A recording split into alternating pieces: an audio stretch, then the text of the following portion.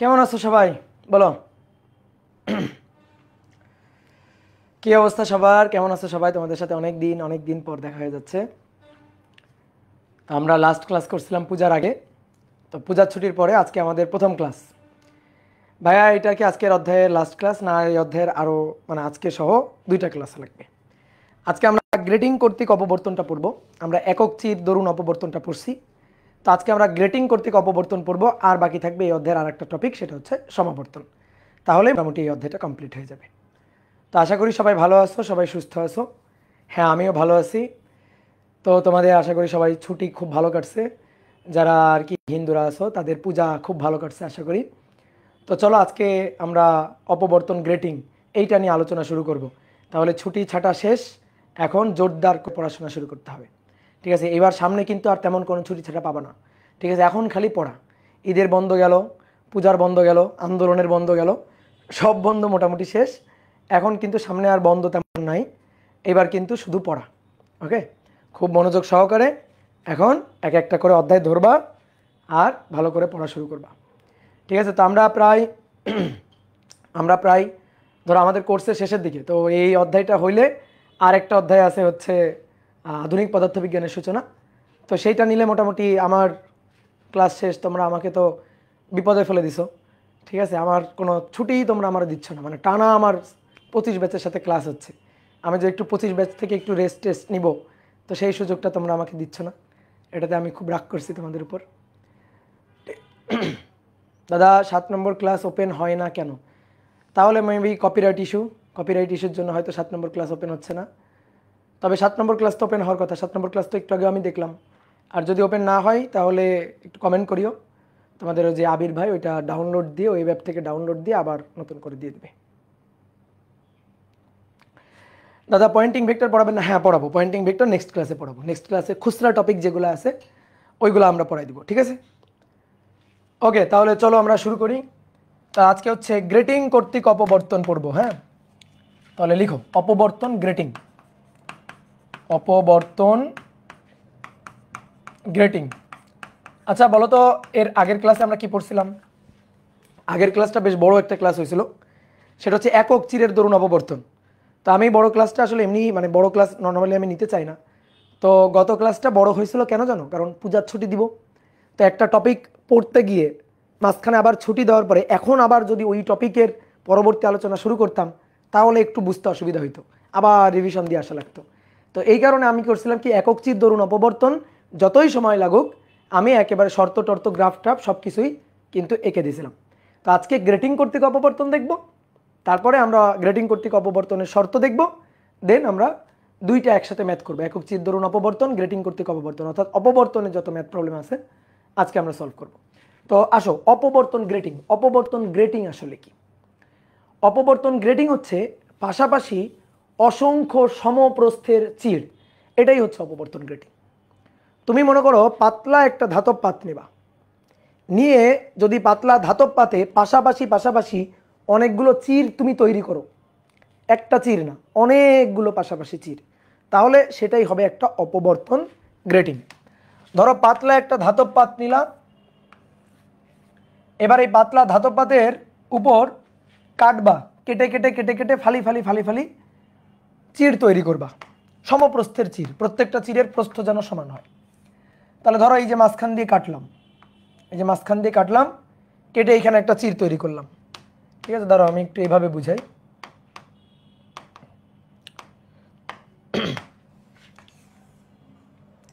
এটা হচ্ছে একটা পাতলা ধাতব পাত, ধরো এটা একটা পাতলা ধাতব পাত। এবার এটাকে কাটবো, মাঝখান থেকে কেটে কেটে চির তৈরি করব। তো সমপ্রস্থের চির বানাইতে হবে। হ্যাঁ,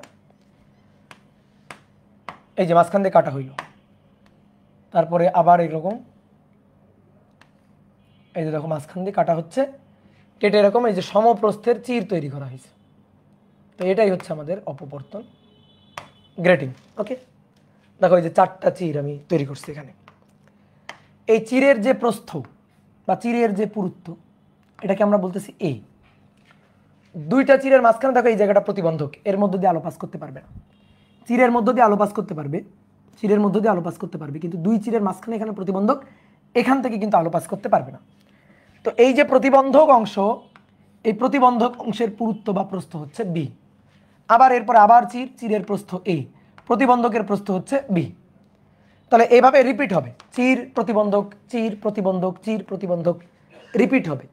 তাহলে এটাকেই বলা হবে একটা অপবর্তন গ্রেটিং। আমরা আগে একক চিরের দরুন অপবর্তন দেখছি। তো যেখানে একক চির ছিল, অপবর্তন ঘটাচ্ছিলাম, আমরা কি করছিলাম, একক চির রাখছিলাম, একক চিরকে হটাই দিব, ওই একক চিরটাকে সরাই দিয়ে ওইখানে একটা এরকম অপবর্তন গ্রেটিং নিয়ে বসাবো। তাহলে তখন এই যে চিরগুলো, অনেকগুলো চির, অপবর্তন গ্রেটিং এর মধ্যে অনেকগুলো চির আছে, এই চিরের ধার ঘেঁষে যখন আলো নির্গত হবে তখন বেঁকে গিয়ে অপবর্তন ঘটাবে, অপবর্তন ডোরা তৈরি করবে পর্দায়। তাহলে একক চিরের দরুন যেভাবে ঠিক অপবর্তন হয়, ঠিক একই রকমভাবে এই গ্রেটিং কর্তৃক অপবর্তন হবে। একক চির অপবর্তন আর গ্রেটিং এর মধ্যে কি পার্থক্য? একক চিরে চির হচ্ছে একটা, আর গ্রেটিং এর ক্ষেত্রে চির হচ্ছে অগণিত, চির হচ্ছে অসংখ্য। ঠিক আছে, অনেকগুলো চির। তাহলে এবার আসো আর কি কিভাবে গ্রেটিং তৈরি করা যায়। গ্রেটিং তৈরি করার আরো উপায় আছে। গ্রেটিং তৈরি করার আরো উপায় আছে। ধরো একটা কাচের প্লেট নিবা, একটা কাচের প্লেট নিয়ে, ধরো এটা হচ্ছে একটা কাচের প্লেট, পাতলা একটা কাচের প্লেট। এই কাচের প্লেট নিয়ে এটাকে তুমি হিরক দিয়ে কাচের প্লেটে দাগ কাটবা। হিরক দিয়ে যদি কাচের প্লেটে দাগ কাটা হয় তাহলে অস্বচ্ছ লেয়ার তৈরি হয়। ধরো এটা হচ্ছে কাচের প্লেটটা, এবার হিরক দিয়ে দাগ কাটবা। তো বোর্ডে দেখো একটু, হিরক দিয়ে যদি দাগ কাটা হয়, এরকমভাবে যদি দাগ কাটা হয়, এইভাবে দাগ কাটা হচ্ছে হিরক দিয়ে, তাহলে যে জায়গাগুলোতে দাগ কাটা হচ্ছে এইগুলা কিন্তু প্রতিবন্ধক হিসাবে কাজ করবে। কারণ কাচের উপর যদি হিরক দিয়ে দাগ কাটা হয়, অস্বচ্ছ লেয়ার তৈরি হয়, ওর মধ্যে দিয়ে আলো আর পাস করতে পারে না। কিন্তু আগে কিন্তু এটা তো কিন্তু কাজ, স্বচ্ছ প্রতিসারক মাধ্যম কাজ, এর মধ্যে দিয়ে আলো পাস করতে পারতো। কিন্তু এবার দাগ দিচ্ছি আমি, যেখানে আমি দাগ দিচ্ছি সেখানে প্রতিবন্ধক তৈরি হচ্ছে, ওই দাগ দেওয়া জায়গাটার মধ্যে এর মধ্যে দিয়ে আলো পাস করতে পারবে না, এটার মধ্যে দিয়ে আলো পাস করতে পারবেন, কিন্তু দুই দাগের মাঝখানে তো স্বচ্ছ প্রতিসারক মাধ্যম কাজ, ওইটার মধ্যে দিয়ে তো আলো পাস করতে পারবে। তাহলে কি হচ্ছে, আলটিমেটলি দুইটা দাগের মাঝখানের জায়গাটা একটা চির, একটা পথ, আলো যাওয়ার জন্য একটা পথ হিসাবে কাজ করতেছে। দুইটা দাগের মাঝখানে একটা চির, দুইটা দাগের মাঝখানে একটা চির, তাহলে পাশাপাশি এরকম অসংখ্য চির দিয়ে যে গ্রেডিংটা তৈরি করা হচ্ছে সেটাই হচ্ছে অপবর্তন গ্রেডিং। ওকে, তাহলে এইভাবে আমরা কাজ দিয়েও কিন্তু অপবর্তন গ্রেটিং তৈরি করতে পারি। তাহলে আসো এটার জন্য অপবর্তন গ্রেটিংটাকে একটু সুন্দরভাবে আঁকি।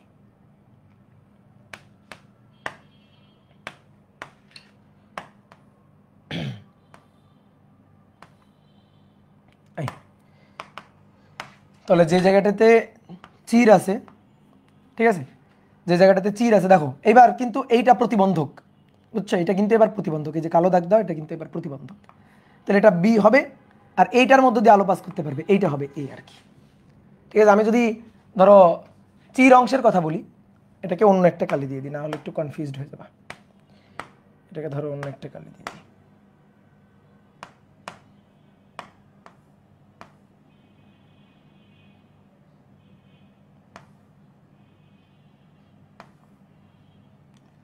তাহলে এইগুলো হচ্ছে এবার প্রতিবন্ধক, আর এই দুইটা প্রতিবন্ধকের মাঝখানে এইটা জায়গা দিয়ে আলো পাস করতে পারবে, এই জায়গা দিয়ে আলো পাস করতে পারবে। তাহলে এইটাই হচ্ছে একটা অপবর্তন গ্রেটিং। অপবর্তন গ্রেটিং। এইবার একটা কথা শোনো, এই অপবর্তন গ্রেটিংগুলো কিন্তু অনেক দামি, বিশেষত বিভিন্ন পিএইচডি গবেষণা করার কাজে বড় বড় ল্যাবগুলোতে এই অপবর্তন গ্রেটিং ব্যবহার করা হয়, অপবর্তন গ্রেটিং থাকে। তুমি তোমার কলেজের ল্যাবে অপবর্তন গ্রেটিং পাবা না, ঠিক আছে, কারণ এই অপবর্তন গ্রেটিংগুলা অনেক দামি জিনিস। ঠিক আছে, এগুলার দাম মনে করো ওই যে 50,000 বা তার আশেপাশে হবে হয়তো, মানে বেশ দামি। এগুলো সচরাচর তুমি বাংলাদেশে ধরো যে কলেজের ল্যাবগুলোতে হয়তো পাবা না, ইউনিভার্সিটির ল্যাবগুলোতে হয়তো থাকতে পারবে। ঠিক আছে, বিশেষ করে পিএইচডি গবেষণার কাজে কিন্তু এই অপবর্তন গ্রেটিং, এগুলো অনার্সের গবেষণার কাজে কিন্তু এই অপবর্তন গ্রেটিংগুলো ব্যবহার করা হয়। এবার কথা হচ্ছে কি, আমরা যদি অপবর্তন, আচ্ছা কেন এগুলা এত দামি? কথা হচ্ছে এটা অনেক রোবোটিক একটা ব্যাপার। এগুলো তৈরি করতে গেলে মনে করো যে নর্মালি ম্যানুয়ালি মানুষ দিয়ে তৈরি করা হয় না, বেশ সূক্ষ্মভাবে রোবোটিক সিস্টেমে তৈরি করা হয়।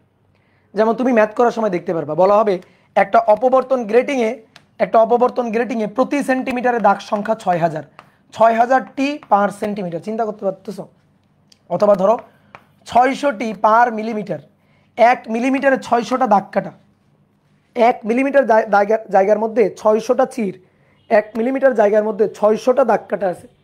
তাহলে এই ব্যাপারটা কতটা আনুবীক্ষণিক। তো এই কারণে সচরাচর আমরা এগুলো হাতের কাছে পাই না। এখন যদি তুমি মনে করো যে ভাই আমি অপবর্তন গ্রেটিংয়ের সাহায্যে অপবর্তন ঘটাইতে চাই, তাহলে আমরা পারবো, অপবর্তন গ্রেটিংয়ে দিয়ে অপবর্তন ঘটাইতে পারবো। তো তাহলে আমাদের ওই গরিবের কিছু গ্রেটিং খুঁজে বের করতে হবে। যেমন গরিবের কিছু গ্রেটিং হচ্ছে ধরো চিরুনি, ঠিক আছে, এই যে চিরুনি, এই চিরুনি হচ্ছে গরিবের গ্রেটিং। এই যে চিরুনি, এই চিরুনি হচ্ছে একটা গ্রেটিং হিসাবে কাজ করে। এই যে দুইটা দাঁত, তার মাঝখানে যে ফাঁকা জায়গাটা সেটা হচ্ছে চির। দাঁতগুলা হচ্ছে প্রতিবন্ধক, আর দাঁতগুলার ফাঁকে যে মাঝখানে যে ফাঁকা ফাঁকা জায়গা, এইগুলো হচ্ছে চির। তাহলে তুমি একটা মনোক্রোম্যাটিক লাইট সোর্স নিবা, এক বর্ণী আলো নিবা, নেওয়ার পরে একটা চিরুনি নিবা। বড় দাঁতওয়ালা চিরুনিগুলো নিবা না, ছোট ছোট ছোট ছোট দাঁতওয়ালা চিরুনি নিবা, তাহলে ভালো হবে। চিরুনি নিবা, নিয়ে আলো ছুড়ে দিবা, দিয়ে দেখবা পর্দায় মানে দেওয়ালে অপবর্তন ডোরা তৈরি হয়েছে। তাহলে এইভাবে তুমি চিরুনি দিয়ে তুমি অপবর্তন ঘটাইতে পারো। অথবা হেক্সো ব্লেড, যেগুলো দিয়ে লোহা কাটে, ঠিক আছে, লোহা কাটা কিছু করাত আছে, হেক্সো ব্লেড বা করাত আছে, তো ওইগুলা দিয়েও কিন্তু চাইলে অপবর্তন ঘটানো যাবে। এই যে এরকম হেক্সো ব্লেড যেগুলো আছে, ঠিক আছে, এগুলা দিয়ে লোহা কাটে। তো লোহা কাটা এই যে করাতগুলা বা হেক্সো ব্লেডগুলা, এইগুলা দিয়ে তুমি অপবর্তন ঘটাইতে পারবা। এর এই যে কিনারাটা বা ধারটা, এটা অপবর্তন গ্রেটিংয়ের মতো কাজ করবে। দেখো, প্রতিবন্ধক চির, প্রতিবন্ধক চির, প্রতিবন্ধক চির, পাশাপাশি অসংখ্য চির।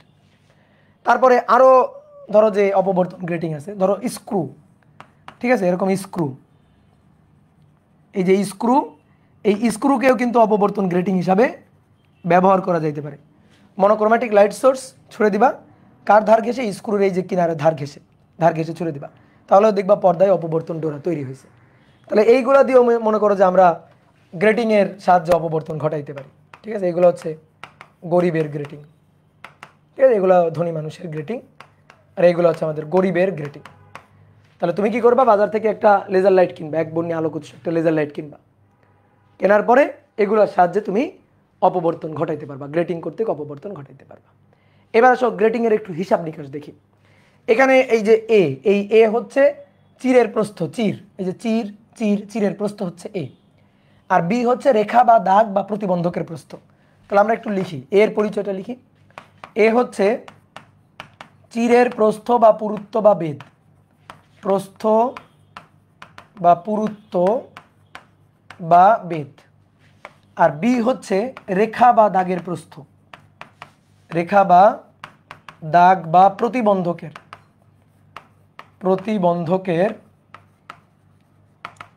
প্রস্থ বা পুরুত্ব বা বেধ। ঠিক আছে, তাহলে এবার অপবর্তন গ্রেটিং এর একটু সংজ্ঞাটা দাও তো, ডেফিনেশনটা দাও তো, অপবর্তন গ্রেটিং কাকে বলে? তাহলে অপবর্তন গ্রেটিং হচ্ছে যে পাশাপাশি সমপ্রস্থের অসংখ্য চিরের সমষ্টি, পাশাপাশি অসংখ্য চিরের সমষ্টি, সমপ্রস্থের অসংখ্য চির, চিরের প্রস্থগুলো সেম হইতে হবে, এটাকেই বলা হচ্ছে অপবর্তন গ্রেটিং। তাহলে কোনো পাতলা পাতে পাশাপাশি অসংখ্য সমপ্রস্থের চির থাকলে, অসংখ্য সমপ্রস্থের চির থাকলে তাকে অপবর্তন গ্রেটিং বলে, তাকে অপবর্তন গ্রেটিং বলে। ঠিক আছে, এইটা হচ্ছে অপবর্তন গ্রেটিং এর সংজ্ঞা, ডেফিনেশন। এবার আসো আমরা একটু ম্যাথমেটিক্যাল হিসাব করব। অপবর্তন গ্রেটিং ধ্রুবক, গ্রেটিং কনস্ট্যান্ট, গ্রেটিং ধ্রুবক। এই যে একটা চিরের প্রস্থ কত এ, একটা রেখা বা প্রতিবন্ধকের প্রস্থ কত বি, এ এবং বি এর যে সমষ্টি যোগফল এ প্লাস বি, এটাকেই বলা হয় অপবর্তন গ্রেটিং ধ্রুবক, গ্রেটিং কনস্ট্যান্ট। ঠিক আছে, তাহলে আমরা কি বলতে পারি যে পাশাপাশি একটি চির, পাশাপাশি একটি চির ও প্রতিবন্ধকের, একটি চির ও প্রতিবন্ধকের প্রতিবন্ধকের সমষ্টিগত দূরত্বকে অপবর্তন গ্রেটিং ধ্রুবক বলে, বা অপবর্তন লেখা লাগবে না, শুধু গ্রেটিং ধ্রুবক বলে, গ্রেটিং ধ্রুবক বলে। গ্রেটিং ধ্রুবককে ডি দিয়ে প্রকাশ করা হয়, তাহলে গ্রেটিং ধ্রুবক ডি হবে এ প্লাস বি, এটাই হচ্ছে গ্রেটিং ধ্রুবক। এবার আসো তোমাকে চিত্রে আর একটা জিনিস একটু দেখাই। এই গ্রেটিং ধ্রুবককে আরো সুন্দরভাবে সংজ্ঞায়িত করা যায়, গ্রেটিং ধ্রুবককে আরো সুন্দরভাবে সংজ্ঞায়িত করা যায়। তাহলে মনে করো এটা হচ্ছে একটা অপবর্তন গ্রেটিং,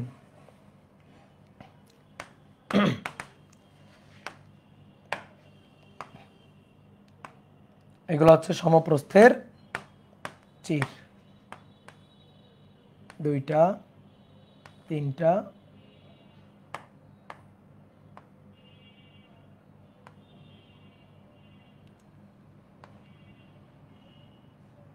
4টা। তো এর যে পুরুত্ব এটা হচ্ছে এ, আর রেখার যে পুরুত্ব সেটা হচ্ছে বি। এইবার দেখো অপবর্তন গ্রেটিং ধ্রুবকের আর একটা সংজ্ঞা হচ্ছে অপবর্তন গ্রেটিং এর উপর পর পর 2টা অনুরূপ বিন্দুর দূরত্বকে গ্রেটিং ধ্রুবক বলে। কি বললাম? পর পর 2টা অনুরূপ বিন্দুর দূরত্ব। দেখো মিলাই দেখো, মনে করো এই বিন্দুটা, খেয়াল করো, দেখো এই বিন্দুটা এটা হচ্ছে চিরের শুরু, চিরের দেখো শুরুর পয়েন্ট, তাহলে এর পরবর্তীতে চিরের শুরু এইখানে, এই যে চিরের শুরু, তাহলে পর পর দেখো পর পর 2টা অনুরূপ বিন্দু, এর অনুরূপ বিন্দু এইটা, অনুরূপ বিন্দু এইটা, অনুরূপ বিন্দু এইটা, আমি বলছি পর পর 2টা অনুরূপ বিন্দু, তাহলে পর পর 2টা অনুরূপ বিন্দু এই একটা আর এই একটা, এদের মধ্যবর্তী এই যে দূরত্ব এটাই হচ্ছে গ্রেটিং কনস্ট্যান্ট ডি।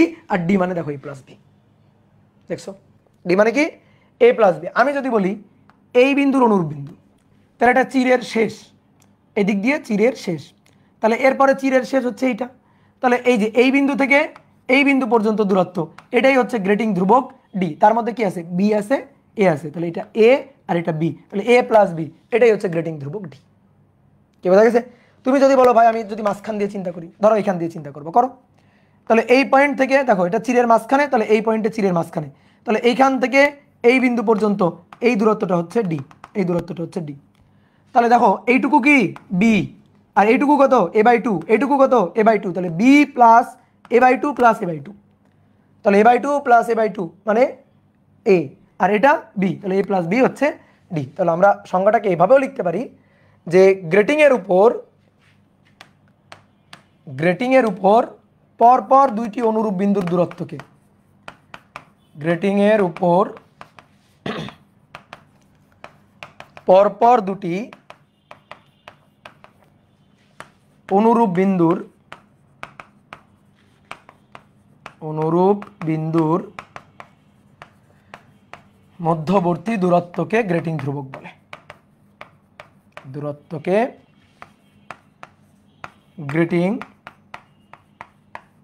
ধ্রুবক বলে। ঠিক আছে, গ্রেটিং ধ্রুবককে ডি দিয়ে প্রকাশ করা হয়, d equal to a plus b. এইবার আমরা গ্রেটিং এর উপর একক দৈর্ঘ্যে চির সংখ্যা অথবা একক দৈর্ঘ্যে দাগ সংখ্যা মানে প্রতিবন্ধকের সংখ্যা হিসাব করতে চাই। ঠিক আছে, একক দৈর্ঘ্যে কতগুলো দাগ আছে, একক দৈর্ঘ্যে কতগুলো চির আছে, এইটা আমরা হিসাব করতে চাই। ঠিক আছে, তাহলে দেখো এইটা হচ্ছে একটা অপবর্তন গ্রেটিং। এই অপবর্তন গ্রেটিং এর উপর ভালো করে খেয়াল করবা, এ প্লাস বি দূরত্ব, এ প্লাস বি দূরত্ব মানে ডি দূরত্ব, ডি দূরত্বের মধ্যে একটা চির আছে অথবা ডি দূরত্বের মধ্যে একটা প্রতিবন্ধক বা একটা দাগ আছে।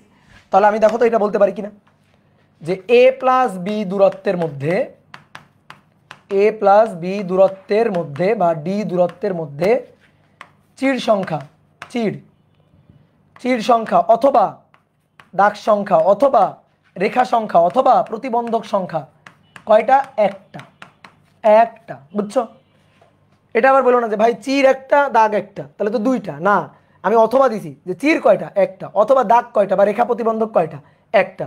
দেখো ডি দূরত্বের মধ্যে এই যে একটা চির, ডি দূরত্বের মধ্যে অবশ্যই একটা প্রতিবন্ধক, একটা চির তুমি পাবাই, তুমি যেখানে খুশি। দেখো এখান থেকে তুমি এই পর্যন্ত যাও, ডি দূরত্ব যাও, দেখো একটা চির একটা প্রতিবন্ধক তুমি পাবাই। তুমি যদি এইখান থেকে ডি দূরত্ব আসো, এই যে ডি দূরত্ব, তাহলে ডি দূরত্বের মধ্যে একটা প্রতিবন্ধক আর এইটুকু মিলে একটা চির তুমি পাবাই। তাহলে চির একটা পাবা অথবা প্রতিবন্ধক একটা পাবাই। তাহলে a প্লাস বি দূরত্বের মধ্যে চির সংখ্যা একটি। তাহলে অতএব একক দূরত্বের মধ্যে, একক দৈর্ঘ্যের মধ্যে চির বা দাগ বা রেখা সংখ্যা 1/a প্লাস বি এতটি। তাহলে এটাই তো একক দৈর্ঘ্যের দাগ সংখ্যা, এটাকে আমরা n দিয়ে প্রকাশ করব। তাহলে n হচ্ছে 1/a প্লাস বি অথবা 1/a প্লাস বি মানে তো d। তাহলে এটাই হচ্ছে একক দৈর্ঘ্যের দাগ সংখ্যা n। তাহলে n এর পরিচয়টা একটু লিখে রাখি, একক দৈর্ঘ্যে দাগ বা চির বা রেখা সংখ্যা, ঠিক আছে? ক্লিয়ার? আমরা ম্যাথ করার সময় দেখবো আমাদের বলে দেওয়া থাকবে প্রতি মিলিমিটারে 600টি দাগ কাটা। তাহলে 1 মিলিমিটারের মধ্যে 600টা দাগ কাটা, চিন্তা করতে পারতেছো কতটা সূক্ষ্ম আণুবীক্ষণিক একটা ব্যাপার। ওকে, এবার চলো অপবর্তন গ্রেটিং দিয়ে কিভাবে অপবর্তন ঘটানো যাবে। কোনো ব্যাপার না, আগে ওই যে একক চির ছিল না, একক চির, এখানে একক চির ছিল একটা চির, এই একটা চিরের মাঝে এই জায়গাটাতে আমরা এবার একটা অপবর্তন গ্রেটিং এনে বসাই দিব। এই যে একটা অপবর্তন গ্রেটিং এনে বসাই দিব, তারপর এখান থেকে মনোক্রোম্যাটিক আলো ছড়ে দিব। এখানে একটা লেন্স থাকবে, যেহেতু আমরা ফ্রনহোফার শ্রেণীর অপবর্তন ঘটাতে হয়। অপবর্তন কয় ধরনের? 2 ধরনের, ফ্রেনেল শ্রেণী, ফ্রনহোফার শ্রেণী। তো ফ্রেনেল শ্রেণীর অপবর্তনের ডোরা স্পষ্ট হয় না, কোনো লেন্স আমরা ব্যবহার করি না। তো ফ্রেনেল শ্রেণীর অপবর্তন নিয়ে আমাদের আলোচনা নেই, আমাদের আলোচনা ফ্রনহোফার শ্রেণীর অপবর্তন নিয়ে। তো ফ্রনহোফার শ্রেণীর অপবর্তন আবার 2 ধরনের, একক চিরের দরুন অপবর্তন, গ্রেটিং কর্তৃক অপবর্তন। একক চির তো হয়ে গেছে। তাহলে আগে যে একক চিরের দরুন অপবর্তনের যে চিত্র আঁকছিলাম সেখানে একক চির ছিল, ওইটাকে হটাই দিব, ওই জায়গাটাতে এবার আমরা একটা গ্রেটিং বসাই দিব। দিলে তখন যে অপবর্তনটা ঘটবে সেটাই হচ্ছে গ্রেটিং কর্তৃক অপবর্তন। চিত্র একই রকম, শুধু আগে একটা চির, এখানে অনেকগুলো চির। তাহলে দেখো আমি প্রথমে একটা চিত্র আঁকতেছি, তোমরা সেটা আঁকবা না আগে। দেখো অনেকগুলো চির, তাই তো? তাহলে আমরা আঁকি, ধরো এই যে একটা চির, এই যে একটা চির, এটা প্রতিবন্ধক, আবার এই একটা চির, এই যে প্রতিবন্ধক, এরকম অনেকগুলো চির, পাশাপাশি অসংখ্য চির, এই যে বসে দিলাম। দিয়ে এবার এখানে মনোক্রোম্যাটিক লাইট সোর্স আছে, লেন্স আছে, এই যে বড় একটা লেন্স দিলাম, ঠিক আছে? তাহলে এখান থেকে আলো আসবে, এভাবে আলো আসবে, গিয়ে মনে করো এই একটা আলোক রশ্মি, প্রতিসরণের পর তো সমান্তরাল হয়ে যাবে।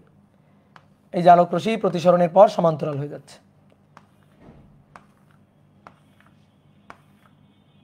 প্রতিসরণের পর সমান্তরাল হয়ে যাচ্ছে। এই যে এটা হচ্ছে লেন্স, এটা হচ্ছে উত্তল লেন্স, আর এটা হচ্ছে পর্দা। তাহলে এই আলোক রশ্মিগুলা লেন্সে প্রতিসরণের পর প্রধান ফোকাসে গিয়ে মিলবে। প্রধান ফোকাস, ধরো এই যে প্রধান ফোকাস এখানে, তাহলে প্রধান ফোকাসে গিয়ে রশ্মিগুলা এখানে মিলবে। এখানে আমরা কেন্দ্রীয় উজ্জ্বল ডোরা পাবো, এখানে আমরা কেন্দ্রীয় উজ্জ্বল ডোরা পাবো, বেশ উজ্জ্বল ডোরা পাবো। এইবার অপবর্তন তো ঘটে নাই, অপবর্তন কখন ঘটবে? এই যে চিরের ধার ঘেঁষে নির্গত হওয়ার সময় আলো বেঁকে যাবে। এই যে রশ্মিগুলা বেঁকে যাচ্ছে উপরের দিকে, লেন্সের কাজ হচ্ছে সমান্তরাল রশ্মিগুলাকে খুঁজে খুঁজে বের করা। তাহলে এগুলো সব সমান্তরাল রশ্মি, এইগুলাকে ধরে পর্দার উপর ধরো এই পয়েন্টে মিলিত করবে, পর্দার উপর ধরো এই পয়েন্টে মিলিত করবে। তাহলে এই পয়েন্টে যখন মিলিত করবে তখন আমি এই পয়েন্টে পাবো প্রথম উজ্জ্বল, তারপরে দ্বিতীয় উজ্জ্বল, তারপরে তৃতীয় উজ্জ্বল। নিচের দিকে ধরো, নিচের দিকে যখন আলো বাঁকবে ঠিক আগের মতো, আগে আমরা একক চিরের অপবর্তনের যে চিত্র আঁকছিলাম ঠিক একই রকম। যখন রশ্মিগুলো নিচের দিকে বাড়বে, সেই নিচের দিকে যে বাঁকা রশ্মিগুলো আছে, নিচের দিকে যে রশ্মিগুলো বেঁকে যাবে সেইগুলাকে এই লেন্স কোন একটা বিন্দুতে, ধরো এই বিন্দুতে মিলিত করবে, এই বিন্দুতে নিয়ে গিয়ে মিলিত করবে, ঠিক আছে? এখানে নিয়ে গিয়ে ধর মিলিত করবে। তো তখন আমরা এইখানে পাবো হচ্ছে নিচের দিকের প্রথম উজ্জ্বল। তো এইটাই হচ্ছে অপবর্তন কোণ। এইবার দেখো এই চিত্রটা দেখতে ভালো লাগতেছে, ধরো আমি আঁকতে পারছি, ঠিক আছে? তোমার আঁকতে গেলে অনেক সময় লাগবে, বোরিং লাগবে, কষ্ট হবে, এবং চিত্রটাও কত, দেখো কতগুলো রশ্মি আঁকা লাগছে, ঘিজিমিজি হয়ে গেছে না? তো গ্রেটিংয়ে তো চির অনেকগুলাই, তো আসলে আঁকলে তো এভাবে আঁকা উচিত। কিন্তু আমরা একটু চালাকি করব। আমরা কি চালাকি করবো? আমরা এত কষ্ট করতে চাই না, তো এই কারণে আমরা বইয়ের চিত্র আঁকবো আর কি। আমরা এতগুলা চির আঁকতে চাই না ভাই, এতগুলা চির এঁকে, এতগুলা রশ্মি এঁকে কষ্ট করতে চাই না। তো আমরা দেখাবো যে একক চির না, এটা গ্রেডিং কর্তৃক অপবর্তন। তাহলে চির অ্যাটলিস্ট 2 বা 3টা আঁকো। আমি এখানে কয়টা আঁকছি? 1 2 3 4 5, 5টা আঁকছি, তো এই অবস্থা। তাহলে 2টা আঁকলে ভালো, আর যদি 2টা আঁকতে না চাও, ঠিক আছে, মনে যদি খুঁতখুত করে, তাহলে অ্যাটলিস্ট 3টা আঁকো। এই কথা বুঝছো? আমার কথা বুঝছো? তাহলে আমরা এত জটিল চিত্র আঁকতে চাই না। তা আসো আমরা চির 2টা বা 3টা দেখাবো, এর বেশি দেখাইতে চাই না। তাহলে আসো আগে চিরের অংশটা আঁকি। প্রতিবন্ধক, এই যেটা চির, এটা চির, এই হচ্ছে প্রতিবন্ধক, আবার একটা চির দিয়ে এই হচ্ছে প্রতিবন্ধক। ঠিক আছে, আমি আর যাবো না, এই দুইটা চির শেষ। ঠিক আছে, আর নিচের দিকে নামবো না। এবার এখানে থাকবে লেন্স, এখানে একটা উত্তল লেন্স থাকবে,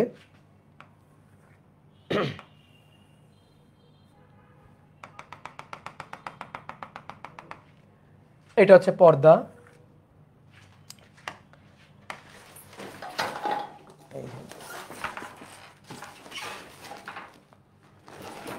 ভাই ভালো আছেন? হ্যাঁ ভালো আছি। এবার এটা হচ্ছে পর্দা, এইখানে আর একটা লেন্স থাকবে,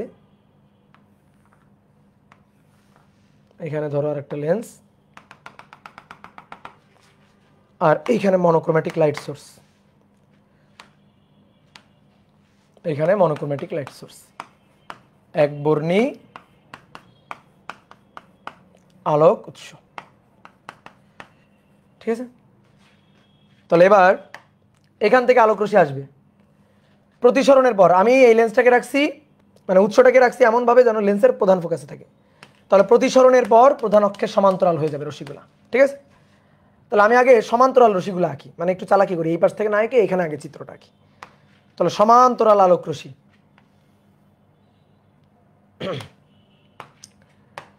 এই যে সমান্তরাল আলোক রশ্মি,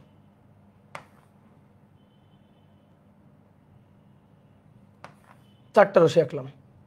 এই তো দেখো এগুলো এখনো বাকি নাই, তাহলে এগুলা কোথায় গিয়ে মিলবে? এগুলা মিলবে প্রধান ফোকাসে গিয়ে, এই যে এটা হচ্ছে প্রধান ফোকাস।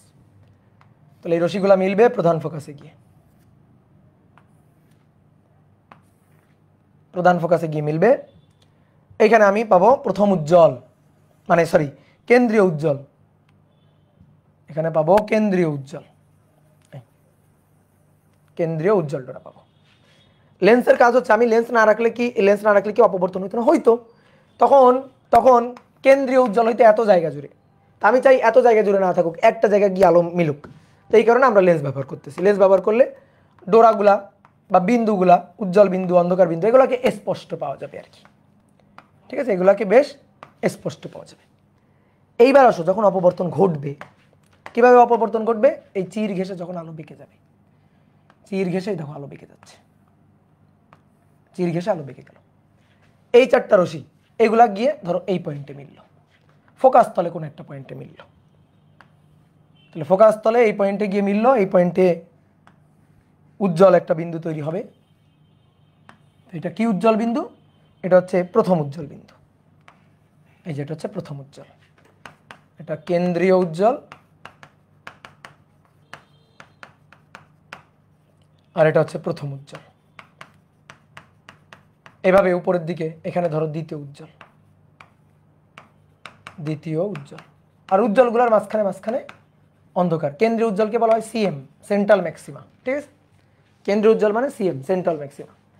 ঠিক একইভাবে যদি নিচের দিকে আঁকি, যদি আলোক রশ্মিগুলোকে এইভাবে নিচের দিকে বাঁকাই, তাহলে নিচের দিকে এসে এই পয়েন্টে মিলবে। ধরো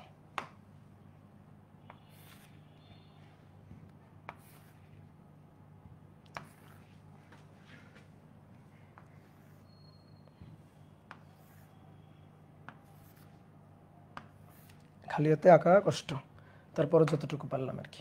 এই যে নিচের দিকে এটা প্রথম উজ্জ্বল, এইভাবে অপবর্তন ঘটবে। ঠিক আছে, সরুচির বা প্রতিবন্ধকের ধার ঘেঁষে আলো যাওয়ার সময় আলো বেঁকে যায়।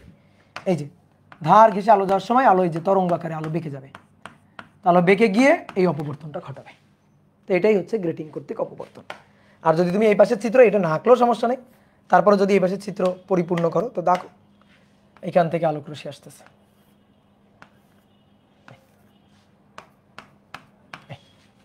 তাহলে এটাই হচ্ছে গ্রেটিং কর্তৃক অপবর্তনের চিত্র, বুঝলা?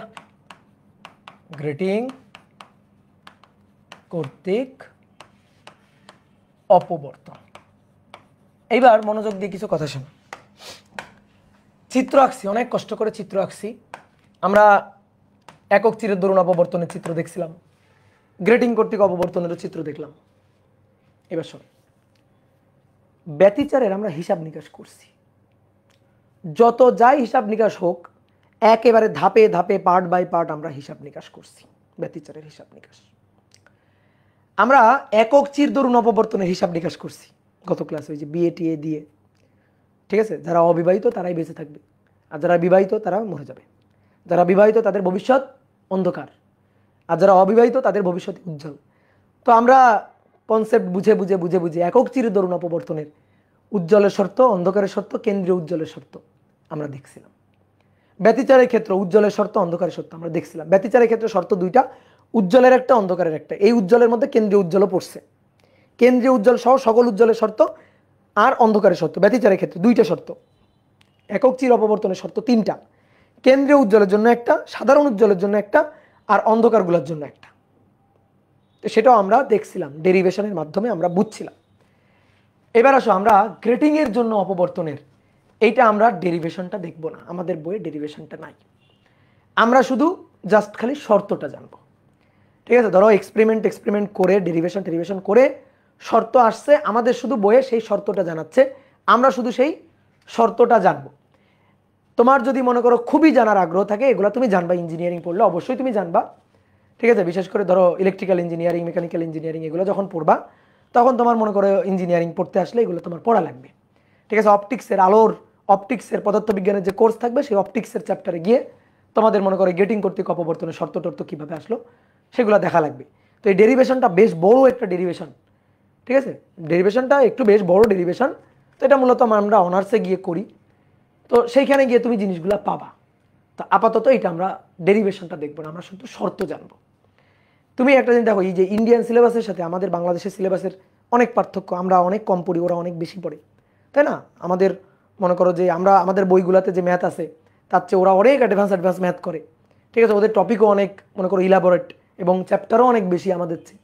তো সেই হিসাবে আমরা একটু কম পড়ি, বাট তুমি একটা জায়গায় একটু গর্ব করতেই পারো, ঠিক আছে। ওদের বইয়ে একক চির দরুন অপবর্তনই শেষ, ব্যতিচার আছে, এই ফিজিক্যাল অপটিক্সের চ্যাপ্টারে ব্যতিচার আছে, সমাবর্তন আছে, একক চির দরুন অপবর্তন আছে, বাট গ্রেটিং কর্তৃক অপবর্তন ওদের নাই। মানে তুমি গ্রেটিং কর্তৃক অপবর্তন পড়ো, ওরা গ্রেটিং কর্তৃক অপবর্তন পড়ে না। তো এইভাবে তুমি একটু নিজে গর্ববোধ করতেই পারো, যে ওদের চেয়ে তুমি একটু বেশিই পড়ো, ওরা গ্রেটিং কর্তৃক অপবর্তন পড়ে না, তুমি পড়ো। কি কথা বুঝছো? তো আমরা গ্রেটিং কর্তৃক অপবর্তনে জাস্ট খালি শর্তটা জানবো। তো আমরা কিসের শর্ত জানবো? আমরা পথ পার্থক্য, ডেল এক্স পথ পার্থক্যের শর্ত জানবো। কিন্তু পথ পার্থক্যটা আমরা বের করব কোন দুই বিন্দুর মধ্যে, ঠিক আছে। এখানে পথ পার্থক্য, আগে আমরা যখন একক চিরের দরুন অপবর্তন পড়ছিলাম, তখন আমাদের পথ পার্থক্যের হিসাবটা হয়েছিল কোন দুই বিন্দুর মধ্যে বলো তো? এই যে চির ছিল না, একক চিরের একেবারে শুরুর বিন্দু, শেষ বিন্দু, একেবারে এই দুই বিন্দুর মধ্যে পথ পার্থক্য নিয়ে আমরা হিসাব করছিলাম, ঠিক আছে। কেন্দ্রীয় উজ্জ্বলের জন্য ডেল এক্স ছিল 0, আর অন্ধকারের জন্য ডেল এক্স বা এ সাইন থেটা এটা ছিল হচ্ছে 2n λ/2।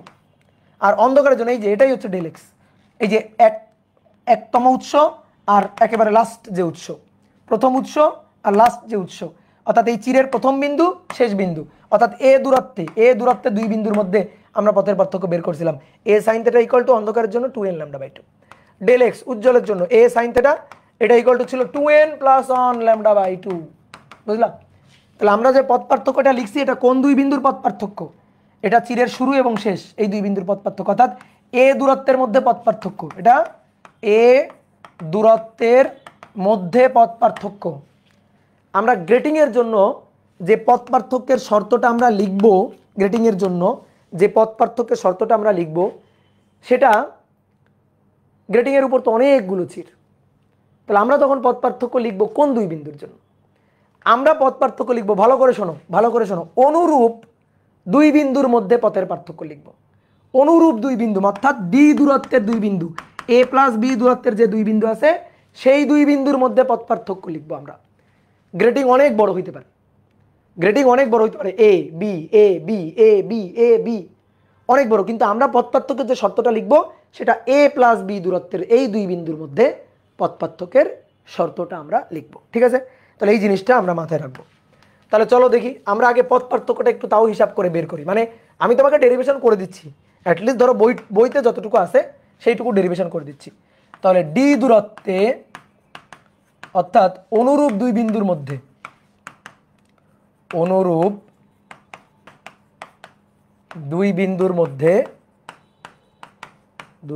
মধ্যে গ্রেটিং এ পথ পার্থক্য,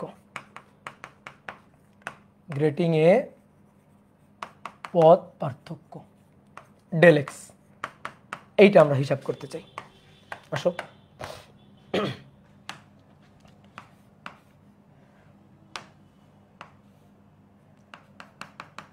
দেখো ভালো করে, একটু বড় করে আঁকবো, এই পাশের আর কিছু আঁকবো না। এ দূরত্ব, এই যে প্রতিবন্ধক, এই যে প্রতিবন্ধক অংশ, এটা বি দূরত্ব।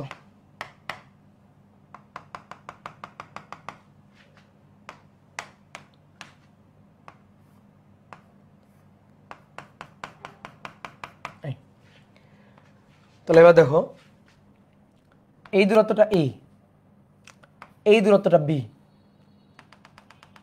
তাহলে ভাই এখান থেকে এই পর্যন্ত দূরত্বটা ডি,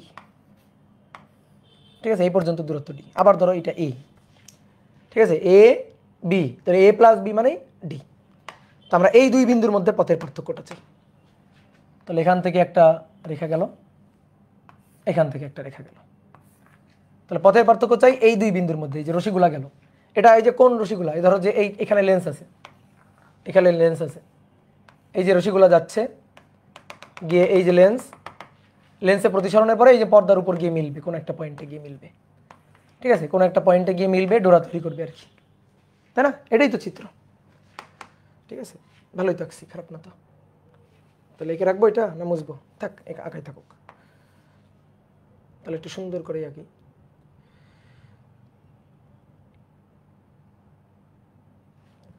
যদি আঁকবই তাহলে একটু সুন্দর করে আঁকি। এই যে লেন্স,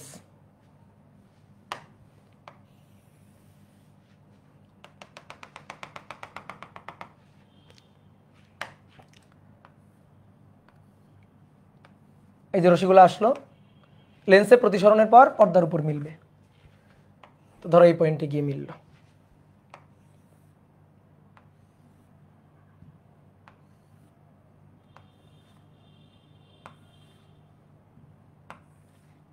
পর্দার উপর এই পয়েন্টে গিয়ে মিলল, তাহলে এই পয়েন্টে একটা ডোরা তৈরি হবে। ওকে, তাহলে আমি এখন পথের পার্থক্য চাই, অনুরূপ দুই বিন্দুর পথের পার্থক্য। তাহলে অনুরূপ দুই বিন্দু কোনটা কোনটা?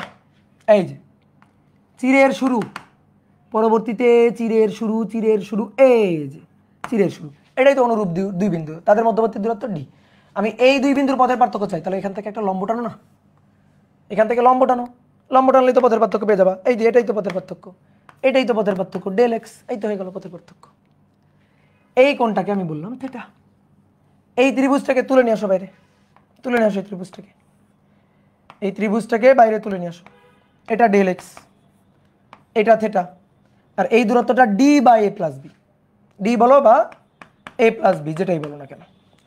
তাহলে এর সাইন থিটা লিখো, সাইন থিটা। আমাদের দরকার পথের পার্থক্য ডেল এক্স কত, এই যে পথের পার্থক্য, এই বিন্দু আর এই বিন্দুর পথের পার্থক্য এইটুকু ডেল এক্স।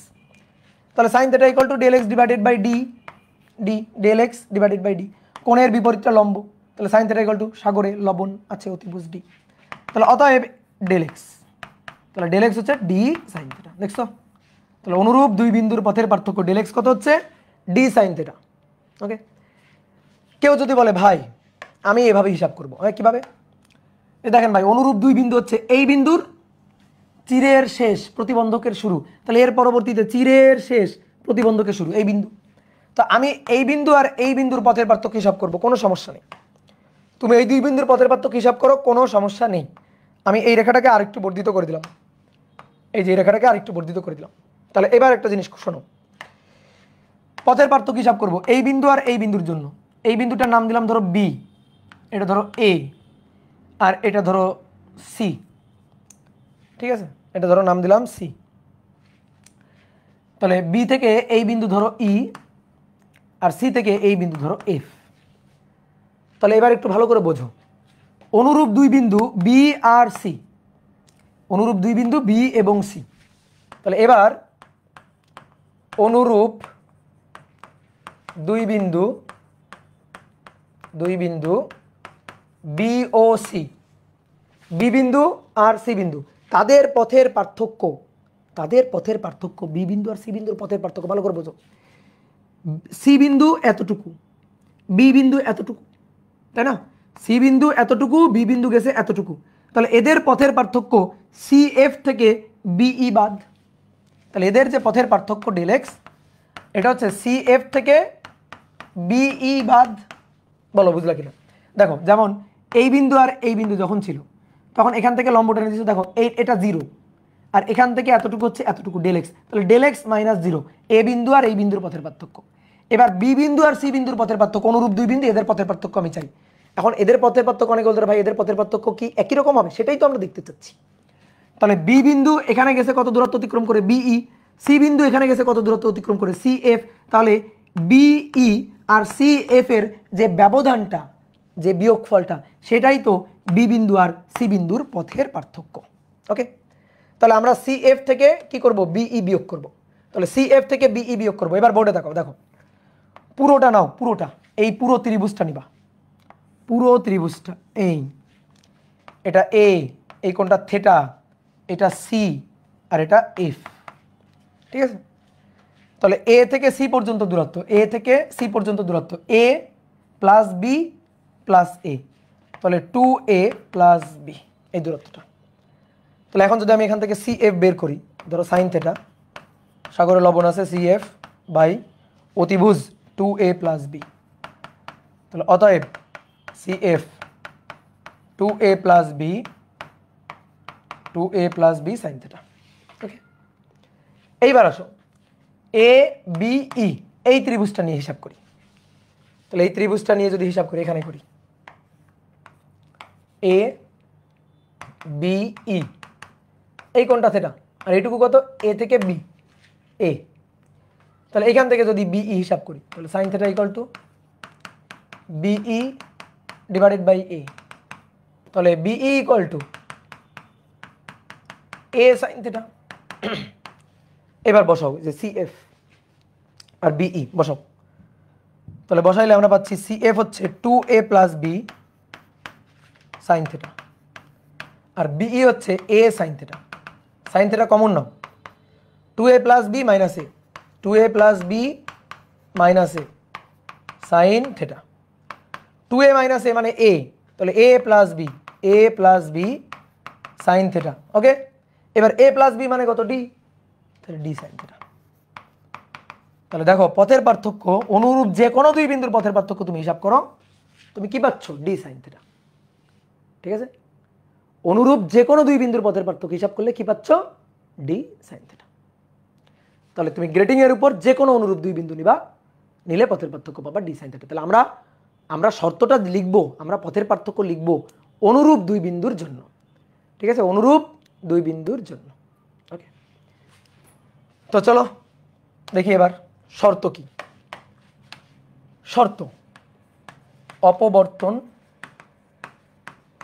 অপবর্তন গ্রেটিং এর শর্ত, অপবর্তন গ্রেটিং এর শর্ত।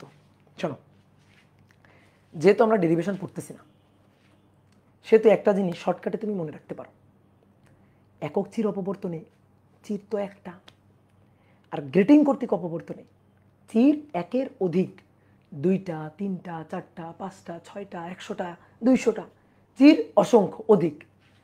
আচ্ছা, তো তুমি 2টা চিরের জন্য তরঙ্গের উপরিপাতনের কোনো ব্যাপার পড়ছো না? 2টা চিরের জন্য তরঙ্গের উপরিপাতনের কোনো ব্যাপার একটা পড়ছো না? পড়ছো, কি? ব্যতিচার।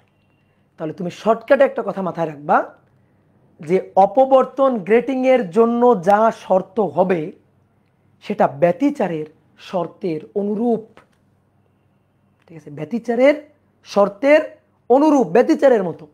তাহলে এই জিনিসটা মাথায় রাখবা, তাহলে তোমার কষ্ট করে সূত্র টুত্র মুখস্থ করতে হবে না।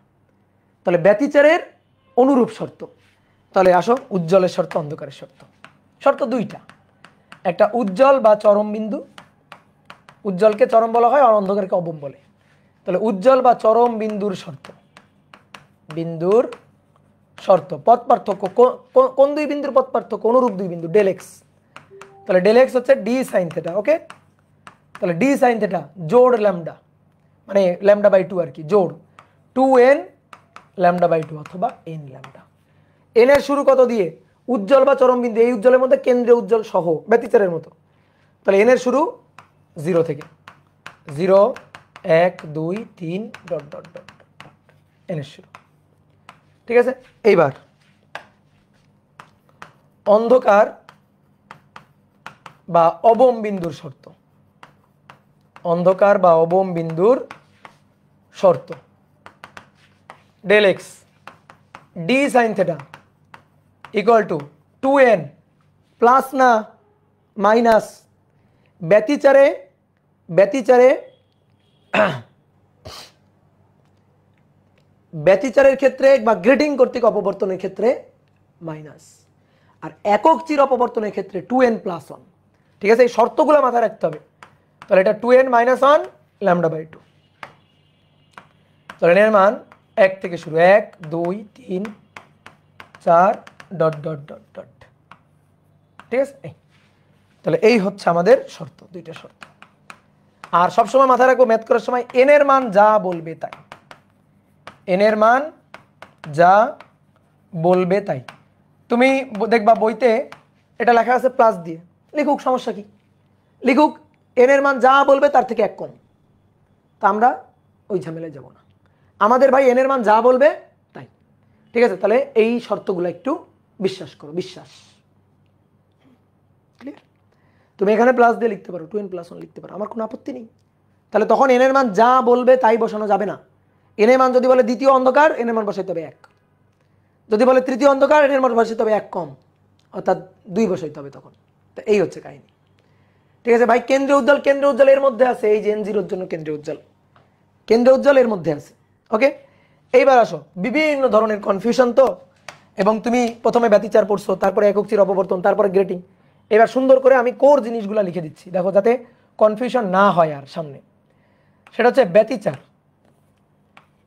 ব্যতিচারে যখন ছিল, ব্যতিচার, ব্যতিচারে চির দ্বয়ের মধ্যকার দূরত্ব ছিল a, এই যে চির দ্বয়ের মধ্যকার দূরত্ব ছিল a। তাহলে ব্যতিচারের ক্ষেত্রে একক চির অপবর্তন, একক চির অপবর্তনের ক্ষেত্রে, আর এটা হচ্ছে গ্রেটিং কর্তৃক অপবর্তন, গ্রেটিং কর্তৃক অপবর্তনের ক্ষেত্র। তাহলে টোটাল এই 3টা ক্ষেত্র। তাহলে দেখো, এটা হচ্ছে উজ্জ্বলের শর্ত, উজ্জ্বল বা চরম, চরম বিন্দুর শর্ত। তো উজ্জ্বল বা চরম বিন্দুর শর্ত ব্যতিচার del x a sine theta 2n lambda by 2 by n lambda. Okay, একক চিরের জন্য অপবর্তন উজ্জ্বল বা চরম বিন্দুর শর্ত del x a sine theta, a sine theta 2n plus 1 lambda by 2। Grating কর্তৃক অপবর্তন ব্যতিচারের মতো, তাহলে ডেল এক্স শুধু এর জায়গায় হবে ডি সাইন থেটা, তাহলে D sine theta equal to n lambda বা 2n ল্যামডা বাই 2। এবার অন্ধকার বা অবমের জন্য ডেল এক্স, বিশ্বাস না হলে খাতা উল্টা দেখতে পারো, del x a sine theta ব্যতিচারের জন্য ভাই 2n মাইনাস 1 ল্যামডা বাই 2। ঠিক আছে, এই ক্ষেত্রে ডেল এক্স বা এ সাইন থেটা এটা ছিল হচ্ছে n ল্যামডা বা 2n ল্যামডা বাই 2। আর এই ক্ষেত্রে ডেল এক্স একটু আগে তো লিখেই আসলাম, d sine theta 2n minus 1 lambda by 2। এই হচ্ছে শর্ত। এর ক্ষেত্রে দুটো শর্ত, এর ক্ষেত্রে দুটো শর্ত, একক চিরের অপবর্তনে আরেকটা শর্ত, সেটা হচ্ছে কেন্দ্রীয় উজ্জ্বল, কেন্দ্রীয় উজ্জ্বল। তাহলে del x a sine theta এটা ইকুয়াল টু হচ্ছে 0। এর ক্ষেত্রে একটা শর্ত বেশি। এই ভাই আপনার বাসা কতি? আমার বাসা সিরাজগঞ্জ। না, তোমার বাসা পাবনা, নিশ্চয়ই তোমার বাসা পাবনা, তোমার বাসা সিরাজগঞ্জ হইতেই পারে না। ঠিক আছে, কারণ এরকম পাগল ছাগল, হ্যাঁ, এক কমেন্ট করে যাচ্ছে, খালি কপি পেস্ট করে, পড়াশোনার দিকে কোনো মনোযোগ নাই, এই এক কমেন্ট বারবার বারবার বারবার বারবার করে যাচ্ছে। এর বাসা হয় পাবনাই, আর নয় মনে করো উগান্ডাই। ঠিক আছে, এরকম বলদ ছলদ পাবলিক, এর বাসা সিরাজগঞ্জ কেমনে হয় বলো? এরকম পাগল ছাগল এ তো চরম পাগল ছাগল। এই যে আরেকটা আসছে, ভাই বাগেরহাট কোন এলাকায় আপনার বাড়িটা? তোমার জানে লাভ কি? তোমার জানে কোনো লাভ আছে? এটা কোনো ইম্পর্টেন্ট কোশ্চেন? এখানে এখানে অপবর্তন গ্রেটিংয়ের সাথে এর সম্পর্কটা কি? অপবর্তন গ্রেটিংয়ের সাথে এই বাগেরহাট নাকি সিরাজগঞ্জ নাকি পাবনা নাকি রাজশাহী এর কি সম্পর্ক? বলো, কোনো সম্পর্ক আছে? পড়াশোনায় মনোযোগ দাও, বুঝছো? পড়াশোনায় মনোযোগ দাও, ভালো হয়ে যাও, ঠিক আছে? সরকার পরিবর্তন হয়েছে, দেশ চেঞ্জ হয়ে গেছে, মাসুদ ভালো হয়ে গেছে, তোমরা ভালো হও না কেন? ভালো হও, ভালো হও, ঠিক আছে, ভালো হও। আসো তাহলে একক চির অপবর্তনের শর্ত কয়টা? 3টা, ঠিক আছে? আর ব্যতিচারের শর্ত আর গ্রেটিংয়ের শর্ত 2টা করে। আমরা সবসময় ম্যাথ করার জন্য এই শর্তগুলো খুব সুন্দর করে মাথায় রাখবো। যখন কোনো শর্তে ঝামেলা হবে এখানে চলে আসবা। যদি এটার সাথে মিলে যায়, এটার সাথে মিলে যায় তাহলে ঠিক আছে, আর যদি এটার সাথে গাইডে টেস্ট পেপারে বইয়ে না মিলে তাহলে ওখানে ভুল আছে, সহজ কথা, ঠিক আছে? ওখানে ঝামেলা আছে। আর সবসময় মাথায় রাখবা যে কথাটা, সেটা হচ্ছে এন এর মান যা বলবে তাই বসাবো, যা বলবে তাই বসাবো, এক কম বা এক বেশি বসাবো না। আমাদের যদি বলে প্রথম অন্ধকার, এনের মান 1 বসাবো। আমাদের যদি বলে দ্বিতীয় অন্ধকার, এনের মান 2 বসাবো। আমাদের যদি বলে তৃতীয় উজ্জ্বল, এনের মান 3 বসাবো, ঠিক আছে? আর কোনো কথা নাই এখানে, ঠিক আছে? কেন্দ্রীয় উজ্জ্বলের ইন্টেন্সিটি বেশি হয় কেন? কোথায়? একক চির অপবর্তনে কেন্দ্রীয় উজ্জ্বলের ইন্টেন্সিটি বেশি হয়। একক চির অপবর্তনে কেন্দ্রীয় উজ্জ্বলের ইন্টেন্সিটি বেশি হয়। এই ক্ষেত্রে ইন্টেন্সিটির গ্রাফ তা কিনা এখন এবার আঁকবো। এবার আসো অপবর্তন গ্রেটিং এর ইন্টেন্সিটি গ্রাফ, অপবর্তন গ্রেটিং এর তীব্রতা গ্রাফ, অপবর্তন গ্রেটিং এর তীব্রতা গ্রাফ।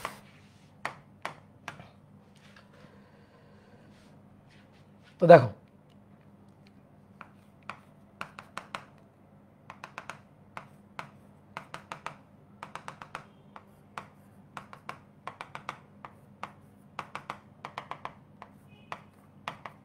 অপবর্তন গ্রেটিং এর ক্ষেত্রে তীব্রতা গ্রাফ, এই হচ্ছে পর্দা। তো ধরো অপবর্তন ঘটছে, এটা হচ্ছে কেন্দ্রীয় উজ্জ্বল আর কি, এটা হচ্ছে ধরো কেন্দ্রীয় উজ্জ্বল, এটা কেন্দ্রীয় উজ্জ্বল, তারপরে ধরো এটা প্রথম উজ্জ্বল, এটা দ্বিতীয় উজ্জ্বল। এইবার শোনো, একক চির অপবর্তনে কেন্দ্রীয় উজ্জ্বলের ইন্টেন্সিটি ছিল অনেক বেশি, তারপরে বাকিগুলো আস্তে আস্তে কম হচ্ছিল, এবং কেন কম হচ্ছিল সেটা কিন্তু আমরা হিসাব করে দেখাই দিছি, ঠিক আছে? গত ক্লাসে দেখবে করা হয়েছে। এই ক্ষেত্রে ইন্টেন্সিটি গ্রাফ কেমন হবে? এই ক্ষেত্রে ইন্টেন্সিটি গ্রাফ সবগুলো উজ্জ্বলের জন্য সমান হবে, সবগুলো উজ্জ্বলের জন্য সমান হবে। মানে ধরো এর ইন্টেন্সিটি গ্রাফ হবে এরকম, এটা এই ইন্টেন্সিটি, এটার ইন্টেন্সিটি এই, তারপরে এরকম ছোট ছোট ছোট ছোট কিছু হয়ে এটার আবার ইন্টেন্সিটি এই, এটার ইন্টেন্সিটি এরকম, এরকম চলতে থাকবে।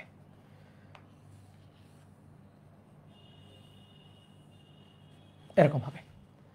তো এরকম অনেকে বলতে ভাই এরকম কেন হইতেছে, এরকম কেন হইতেছে? ব্যাপারটা হচ্ছে কি, দেখো অনেকগুলো চির, তো এই একটা চিরের জন্য চিন্তা করো, একটা চিরের জন্য অপবর্তন ঘটলে একক চির, তাহলে একক চিরের জন্য আমরা কি দেখি? এরকম কেন্দ্রীয় উজ্জ্বল সবচেয়ে বেশি, তারপর আস্তে আস্তে কমতেছে, তারপর আস্তে আস্তে কমতেছে, এরকম দেখি না? তো এরকম অনেকগুলো চির, তো এই সেম জিনিসটা এটাকে যদি আমি কপি পেস্ট করে রিপিট করি, দেখো এটাকে যদি আমি কপি পেস্ট করে রিপিট করি তাহলে জিনিসটা দেখতেই তো এরকমই হবে। এই যে কপি পেস্ট করে যদি রিপিট করি, তাই না? জিনিসটা দেখতে এরকম হবে, এরকম হবে। এই তো এটাই হচ্ছে ঘটনা, আর কিছু না, ঠিক আছে? তো এগুলো আমাদের অত ডিটেলস নাই, এগুলো জাস্ট খালি চিত্রটা কেমন হয় একটু দেখে রাখলেই হবে। তো এটাই হচ্ছে তীব্রতার গ্রাফ, ঠিক আছে? অপবর্তন গ্রেটিং এর জন্য তীব্রতার গ্রাফ, সবগুলো উজ্জ্বলের ইন্টেন্সিটি সমান, ঠিক আছে? সবগুলো উজ্জ্বলের ইন্টেন্সিটি সমান। তো চলো এবার আমরা মোটামুটি ম্যাথ করার জন্য রেডি। তাহলে চলো এবার আমরা কিছু ম্যাথ প্রবলেম সলভ করি।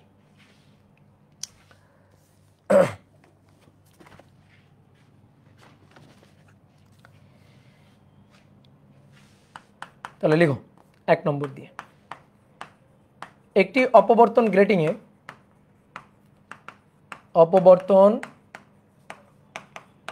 গ্রেটিংয়ে প্রতি মিলিমিটারে 600টি দাগ কাটা, 600টি দাগ কাটা।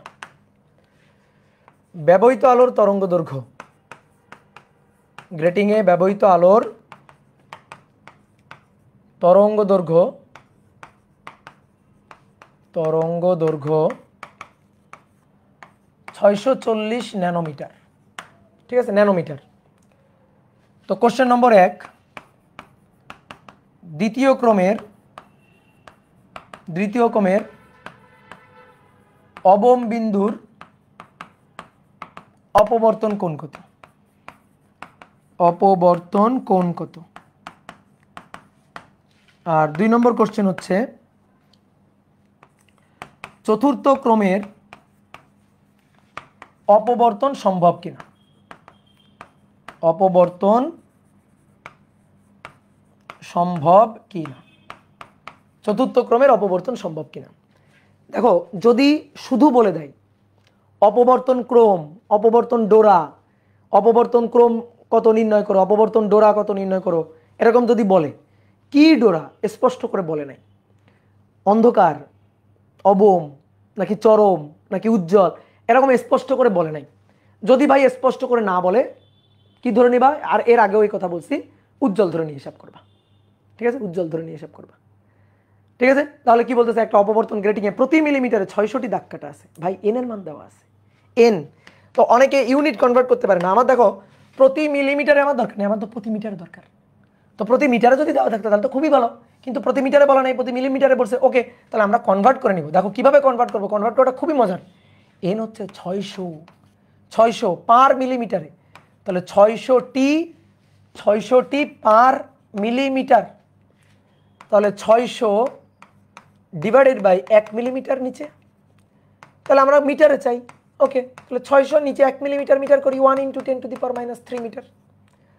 তাহলে 600 গুণ 10⁻³ পার মিটার, তাহলে পার মিটারে 600 গুণ 10⁻³ অনেকে ঐকিক নিয়ম করে করতে পারো যে 1 মিলিমিটারে অর্থাৎ এত মিটারে এতটি, 1 মিটারে কতটি, ওই একই কথা। তা আমার এটাই ভালো লাগে, ঐকিক নিয়মের চেয়ে আমার এটা সুন্দর লাগে। তো এইভাবে আমরা ইউনিটটা কনভার্ট করে নিলাম যে প্রতি মিটারে কয়টা দাগ কাটা আছে।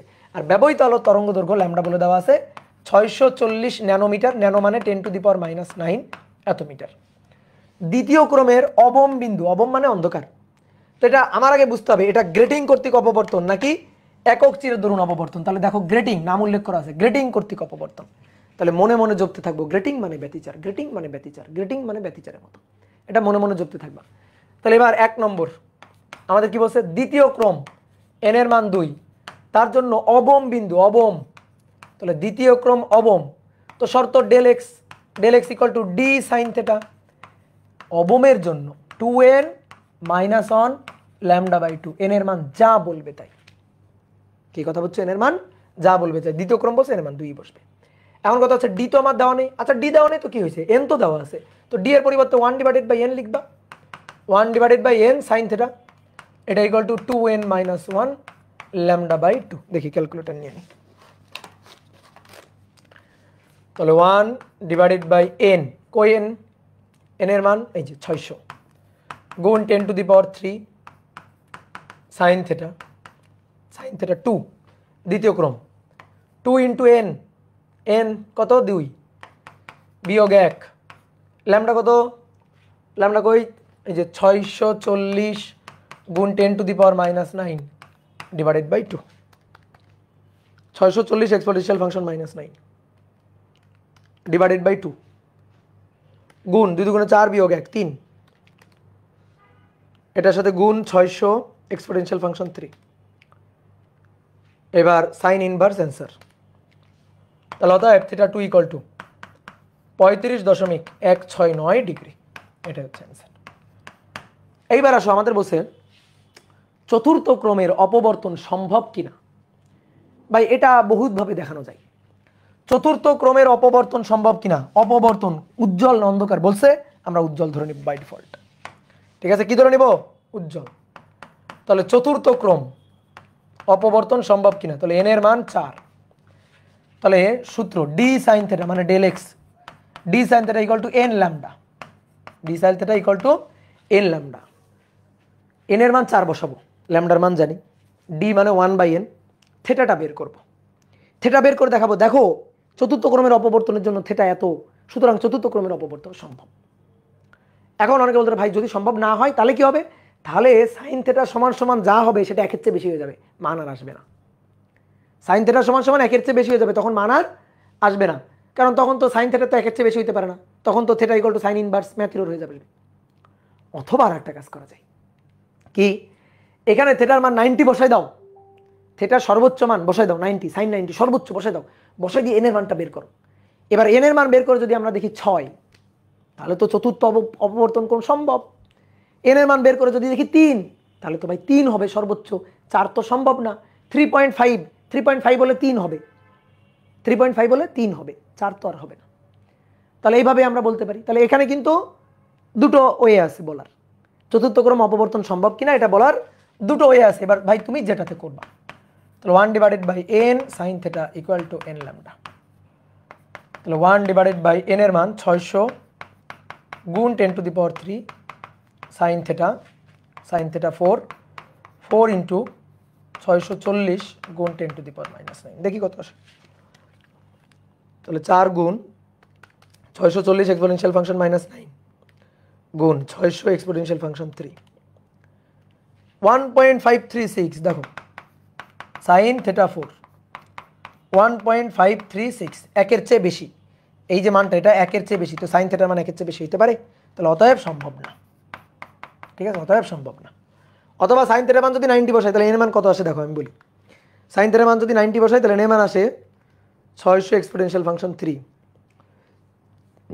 n এর মান আসে হচ্ছে 640 এক্সপোনেনশিয়াল ফাংশন -9 ভাগ অ্যান্সার,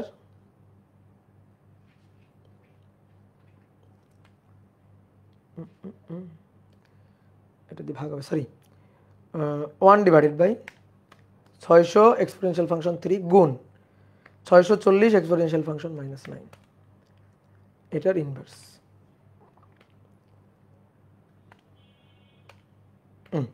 এটা হচ্ছে 2.604, তার মানে 2, n এর মান 2 হওয়া সম্ভব, 3, 4 হওয়া সম্ভব না। ঠিক আছে, এই হচ্ছে কাহিনী। তাহলে এইভাবেও কিন্তু আমরা দেখাইতে পারি, বুঝতে পারছো? ক্লিয়ার? এবার আসো 2 নম্বর সৃজনশীল প্রশ্নের জন্য কিন্তু এই কেবল যে ম্যাথটা করালাম কিন্তু খুবই গুরুত্বপূর্ণ। 2 নম্বর বলতেছে একটি অপবর্তন গ্রেটিং এর প্রতি সেন্টিমিটারে, একটি অপবর্তন, এই অধ্যায়ের ম্যাথ মজার কেন জানো, এই অধ্যায়ের ম্যাথ করার সূত্র হচ্ছে এইগুলা, এই যে এই শেষ, এই অধ্যায় শেষ, এই পৃষ্ঠাতেই এই অধ্যায় শেষ।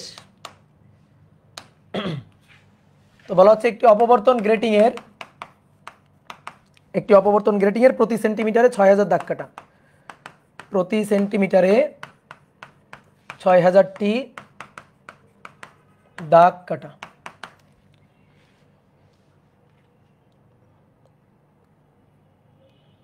যার মাধ্যমে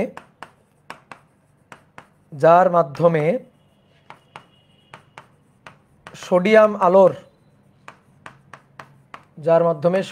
আলোর দ্বিতীয় চরমের বর্ণাঢল পাওয়া যায়। দ্বিতীয় চরমের, একটু ভাষা কঠিন করছে এছাড়া আর কিছু না। দ্বিতীয় চরমের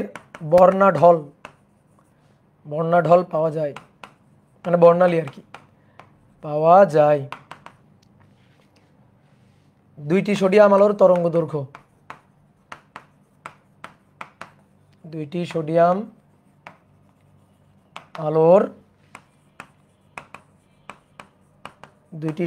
আলোর তরঙ্গ দৈর্ঘ্য 5890 আর্মস্ট্রং ও 5896 আর্মস্ট্রং হলে এদের মধ্যে কৌণিক দূরত্ব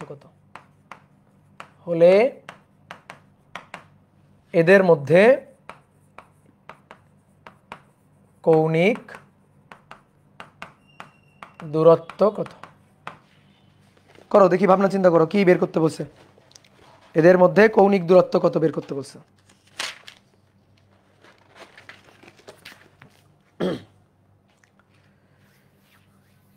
বিস্তার লাগবে না, কোথায় বিস্তার? বিস্তার লাগবে না, বিস্তার কোথায়? কিসের বিস্তার? হোয়াট ইজ বিস্তার?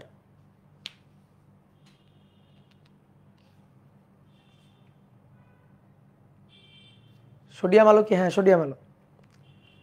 বিস্তার লাগবে না, বিস্তার লাগবে না। এই বিস্তার বুঝি নাই, কিসের বিস্তার লাগবে? কোথায় বিস্তার লাগবে? গ্রেটিং অপবর্তনে। গ্রেটিং অপবর্তনে কোথায় বিস্তার? কি বিস্তার বুঝলাম না তো। বিস্তার করতে আসতেছ? সম্ভব কিনা? সম্ভব কিনা? গ্রাফে বিস্তার না, ওগুলো কিছু লাগবে না।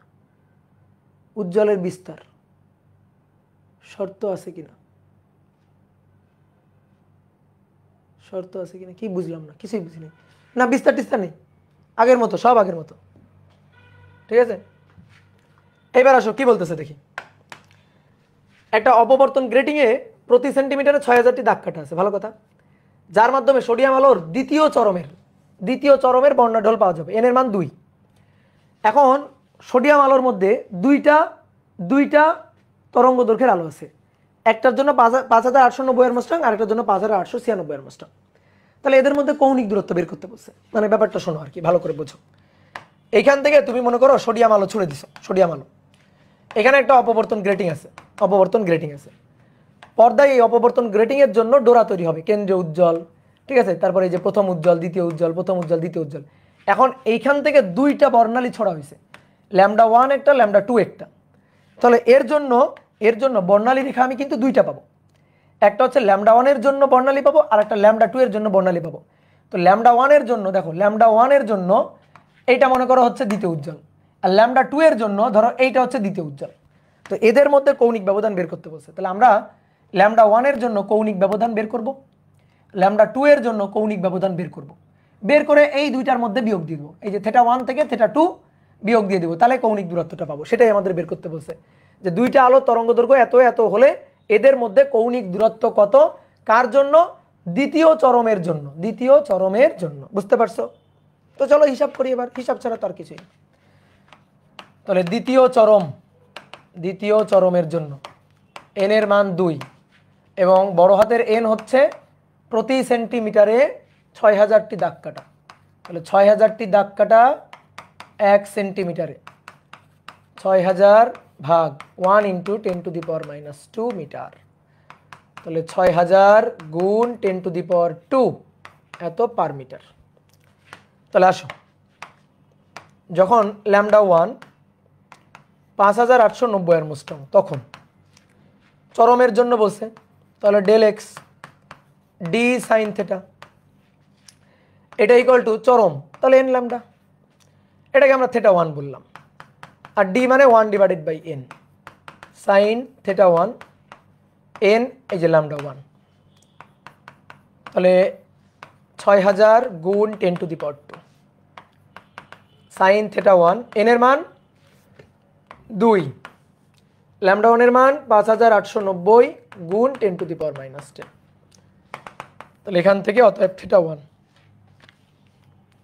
2 গুণ 5890 এক্সপোনেনশিয়াল ফাংশন -10, তার সাথে গুণ হচ্ছে 6000 exponential function 2, sine inverse answer. ম্যাথিরোর কি ব্যাপার, আমার ম্যাথিরোর কেন আসলো? হয় 2 × 5890 এক্সপোনেনশিয়াল ফাংশন -10 গুণ 6000 এক্সপোনেনশিয়াল ফাংশন 2।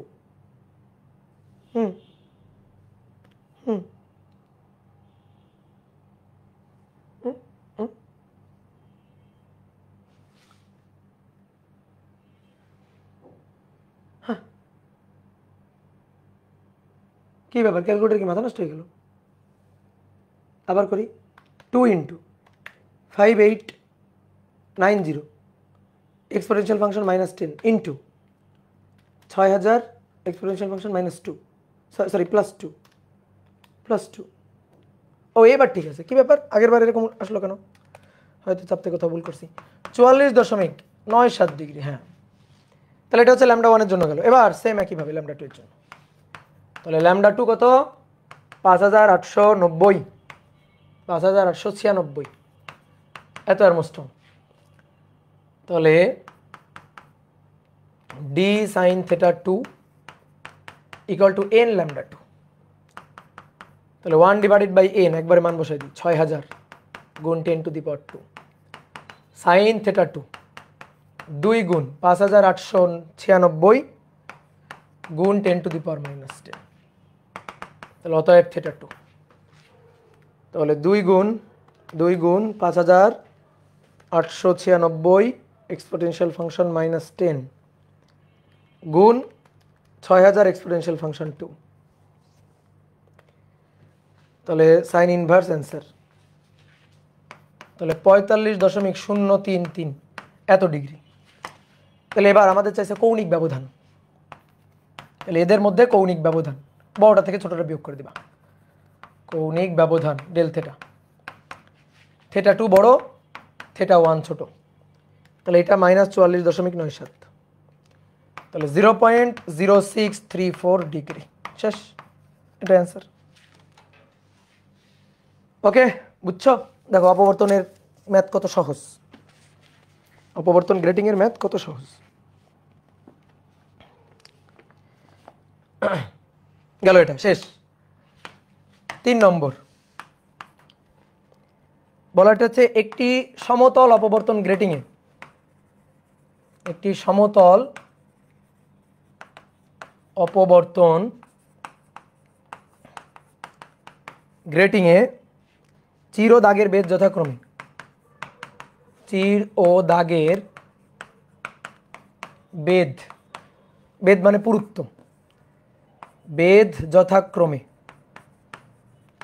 0.0006 মিলিমিটার ও 0.001 মিলিমিটার, 0.001 মিলিমিটার। 5000 অ্যারমস্ট্রং তরঙ্গ দৈর্ঘ্যের আলো দ্বারা, তরঙ্গ দৈর্ঘ্যের আলো দ্বারা গ্রেটিংটিকে আলোকিত করা হলো, গ্রেটিংটিকে আলোকিত করা হলো, আলোকিত করা হলো। প্রথম ক্রমের জন্য, প্রথম ক্রমের উজ্জ্বলের জন্য অপবর্তন কোণ কত? দেখো অপবর্তন থেকে, গ্রেটিং থেকে যে ম্যাথই আসুক না কেন, তুমি মনে মনে ভাববা যে এই ম্যাথ সহজ, এটা আমি পারবই। দেখো এইবার তোমার প্রতি সেন্টিমিটারে বা প্রতি মিলিমিটারে কয়টা দাগ কাটা আছে এটা বলে দেওয়া নাই। এবার তোমার এ আর বি এর দূরত্ব দেওয়া আছে, তোমার এ আর বি এর দূরত্ব দেওয়া আছে। এই যে তোমাদের কি বলছে, এই যে চির ও দাগের বেধ যথাক্রমে, এই যে চির এ আর বেধ এটা বি। তো এ এর মান হচ্ছে 0.0006 মিলিমিটার আর বি এর মান হচ্ছে 0.001 মিলিমিটার। বুঝতে পারছো? এ আর বি দেওয়া আছে, তো এ আর বি এর দূরত্বটাই তো ডি, ডি ইকুয়াল টু তো এ প্লাস বি। ওকে, তাহলে এখন বলা হচ্ছে 5000 অ্যারমস্ট্রং তরঙ্গ দৈর্ঘ্যের আলো দ্বারা আলোকিত করা হলো প্রথম ক্রমের উজ্জ্বলের জন্য অপবর্তন ক্রম। প্রথম ক্রম, প্রথম ক্রম n1, তারপরে উজ্জ্বল, তাহলে শর্ত লিখে ফেলবা সাথে সাথে। তো del x equal to d sine theta, এটা ইকুয়াল টু এন ল্যাম্ডা। তাহলে ডি এর মান, ডি এর মান মানে তো a plus b, a plus b sine theta n lambda. মান বসাও এবার। এর মান 0.0006 প্লাস বি এর মান 0.001, এটা কি মিলিমিটারে, তাহলে গুণ 10⁻³ মিটার করতে হবে। সাইন থেটা 1 প্রথম ক্রম, এন এর মান 1 আর ল্যামডা হচ্ছে 5000, তাহলে 5000 গুণ 10⁻10 দিয়ে এখান থেকে এন এর মানটা বের করলাম। তাহলে 5000 এক্সপোনেনশিয়াল ফাংশন -10। দেখো কত সহজ, এটাকে ভাগ দিব 0.00606 প্লাস 0.001,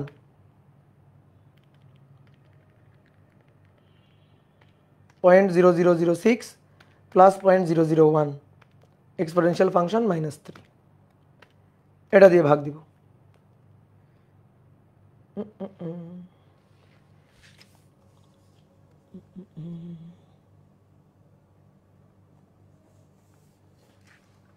কত আসছে দেখো তো, 5000 এক্সপোনেনশিয়াল ফাংশন -10 ভাগ ভাগ 0.0006 প্লাস 0.001 এক্সপোনেনশিয়াল ফাংশন -3, এটা দিয়ে ভাগ।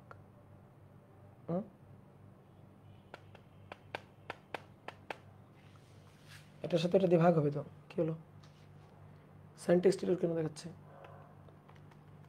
5000 এক্সপোনেনশিয়াল ফাংশন -10, এটা ভাগ 0.0006 প্লাস 0.001 ওকে ভাগ 10 টু দি পাওয়ার -3।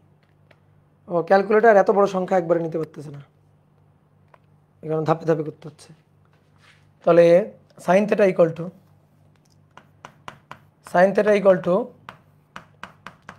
0.3125। তাহলে সাইন ইনভার্স অ্যান্সার 18.209 ডিগ্রি। ঠিক আছে, এই দেখো ক্যালকুলেটারে বাই থেটা বের করতে, ম্যাথ থেটা বের করছি। ক্যালকুলেটারে দেখবা এই যে ম্যাথ ইরোধ দিচ্ছিল, আমি কি করতেছিলাম 5000 ক্যালকুলেটার একবারে তুলতেছিলাম। এই যে তোমাদের দেখাই এরকম সমস্যা হয় কিন্তু মাঝে মাঝে। ঠিক আছে, এরকম সমস্যা হলে দাঁড়াও মাইক্রোফোন চেঞ্জ হয়নি, আমি ঠিক করে দিচ্ছি, এক্ষুনি ঠিক করে দিচ্ছি। হ্যাঁ ঠিক আছে, না সাউন্ড সমস্যা না, দেখো সাউন্ড ঠিক আছে। এবার দেখো এই যে ক্যালকুলেটর অনেক সময় হিসাব করতে গেলে ঝামেলা লাগবে। এই যে 5000 এক্সপোনেনশিয়াল ফাংশন -10, এটা আমি তুললাম, তুলে একবারে যখন এই পাশেরটা ভাগ দিচ্ছি, এই যে 0.0006 প্লাস 0.001, এটা এক্সপোনেনশিয়াল ফাংশন -3, এই যে এটা যখন ভাগ দিচ্ছি তখন এই যে সাইন টেক্সট ইরর দেখাচ্ছে, বুঝতে পারছো? তো এরকম ধাপে ধাপে করবা। এই যে 5000 এক্সপোনেনশিয়াল ফাংশন -10 ভাগ, মেবি অনেক বড় সংখ্যা হয়ে গেছে, এই যে আলাদা আলাদা করে 006 প্লাস 0.001, এটা দিয়ে আগে ভাগ দিলাম, দিয়ে তারপরে ভাগ হচ্ছে এক্সপোনেনশিয়াল ফাংশন -3, মানে 10 টু দি পাওয়ার -3, তারপরে আসছে আর কি। নাকি ব্র্যাকেট দিতে ভুল করছিলাম, হইতে পারে ব্র্যাকেট দিতে হয়তো ভুল করছিলাম। ঠিক আছে, হ্যাঁ এই কারণে ইএক্স ব্যবহার করবে, ইএক্স ব্যবহার করলে কোনো ঝামেলা নেই, ইএস হচ্ছে ইএক্স ব্যবহার করলে কোনো ঝামেলা হবে না। কিন্তু আমি তো গরিব মানুষ, কি করবো বলো? ঠিক আছে, আমি গরিব মানুষ, এই কারণে আমি এটা ব্যবহার করি। দাও আমাকে একটা দান খয়রাত করে একটা ক্যালকুলেটর কিনে দাও। তাহলে গেল অপবর্তন গ্রেটিং এর তো সুন্দর সুন্দর ম্যাথ করে ফেললাম।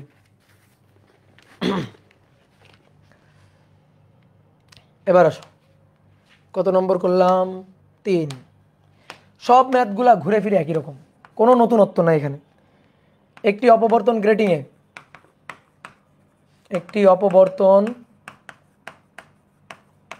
গ্রেটিংয়ে প্রতি সেন্টিমিটার দৈর্ঘ্যে 500টি রেখা আছে, 500টি রেখা আছে। দ্বিতীয় পর্যায়ের বর্ণালী রেখার ব্যবর্তন কোণ, এই ব্যবর্তন মানে অপবর্তন, কেন ব্যবর্তন লিখছে আল্লাহ জানে। ঠিক আছে, ব্যবর্তন কোণ মানে অপবর্তন কোণ, বাংলা কথার মধ্যে অত ভুল ধরলে চলবে না। এত হলে আলোর তরঙ্গ দৈর্ঘ্য কত? আলোর তরঙ্গ দৈর্ঘ্য কত? ঠিক আছে, আলোর তরঙ্গ দৈর্ঘ্য কত বের করতে হবে।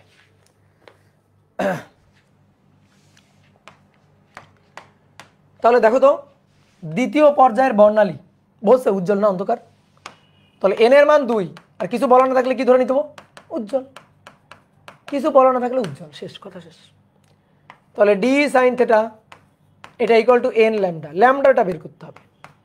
তো ডি এর মান দেওয়া নেই, 1/n sign theta equal to n lambda. এবার এন হচ্ছে প্রতি সেন্টিমিটারে 500, তাহলে 500 ডিভাইডেড বাই 1 সেন্টিমিটার। তো 1 সেন্টিমিটারকে মিটার করলাম, 1 × 10⁻² মিটার। তাহলে 500 × 10⁻², 500 × 10⁻² পার মিটার। বসো, 1/500 × 10⁻²। সাইন থেটা, সাইন থেটা, থেটার মান 4 ডিগ্রি, এন এর মান দ্বিতীয় ক্রম 2 গুণ ল্যামডা। তাহলে একমাত্র জানি না কার মান, ল্যামডার মান। তাহলে সাইন 4 ডিগ্রি তার সাথে গুণ হচ্ছে 500 এক্সপোনেনশিয়াল ফাংশন 2, তার ইনভার্স গুণ ভাগ 2। এবার একটু সাইন্টিফিকে নিবা, কারণ আলোর তরঙ্গ দৈর্ঘ্যের তো খুবই ছোট্ট মান। তাহলে অতএব ল্যামডা এটা হচ্ছে 6.975 × 10⁻⁻7 মিটার। ঠিক আছে, এইটা হচ্ছে ব্যবহৃত আলোর তরঙ্গ দৈর্ঘ্য। থেটা ডিগ্রি না রেডিয়ান? Sorry degree, 4 degree. বর্ণালী রেখার অপবর্তন কোণ 4 ডিগ্রি, রেডিয়ান কেন হবে? তো 4 ডিগ্রিতে নিয়ে করলাম, সমস্যা কি? এটা তো খুবই ক্ষুদ্র কোণ। আমরা এই যে আনসারগুলো পাইছিলাম, এখানে কোণের মানটা কিসে পাইছিলাম? সব ডিগ্রিতে পাইছি। তো সে ডিগ্রি দেওয়া আছে আমাদের, ঠিক আছে। তাহলে এতক্ষণ আমরা কি বের করছি? কোণ বের করতে বলছিল। এবার কোণ দেওয়া আছে, ল্যামডা বের করতে বলছে, বুঝছো? তো এইবার আসো একক চিরের দরুন অপবর্তনের দুই একটা ম্যাথ করব। এই যে এতক্ষণ কিন্তু গ্রেটিং জন্য করলাম, এবার একক চিরের দরুন অপবর্তন। তাহলে একটি চিরের বেধ 0.2 মিলিমিটার, চিরটিকে 5800 আর্মস্ট্রং তরঙ্গ দৈর্ঘ্যের আলো দ্বারা আলোকিত করা হলো। তরঙ্গ দৈর্ঘ্যের আলো দ্বারা আলোকিত করা হলো। তাহলে এক নম্বর কোশ্চেন, দ্বিতীয় উজ্জ্বল ও তৃতীয় অন্ধকারের মধ্যবর্তী কৌণিক ব্যবধান, মধ্যবর্তী কৌণিক দূরত্ব বা কৌণিক ব্যবধান নির্ণয় করো। কৌণিক ব্যবধান নির্ণয় করো। আর 2 নম্বর হচ্ছে কেন্দ্রীয় উজ্জ্বলের উভয় পাশে, কেন্দ্রীয় উজ্জ্বলের উভয় পাশে দ্বিতীয় অবমদ্বয়ের কৌণিক ব্যবধান নির্ণয় করো। ঠিক আছে, দ্বিতীয় অবমদ্বয়ের কৌণিক ব্যবধান নির্ণয় করো।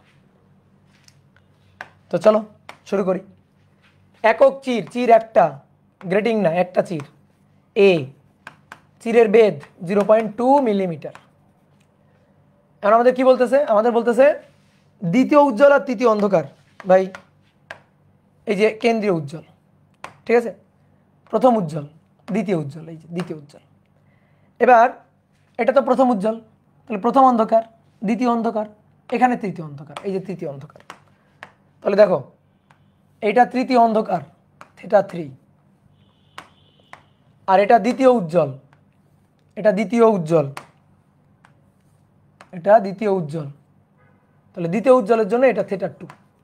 এই দুইটা বের করে এদের মধ্যবর্তী কৌণিক দূরত্ব বের করতে বলছে।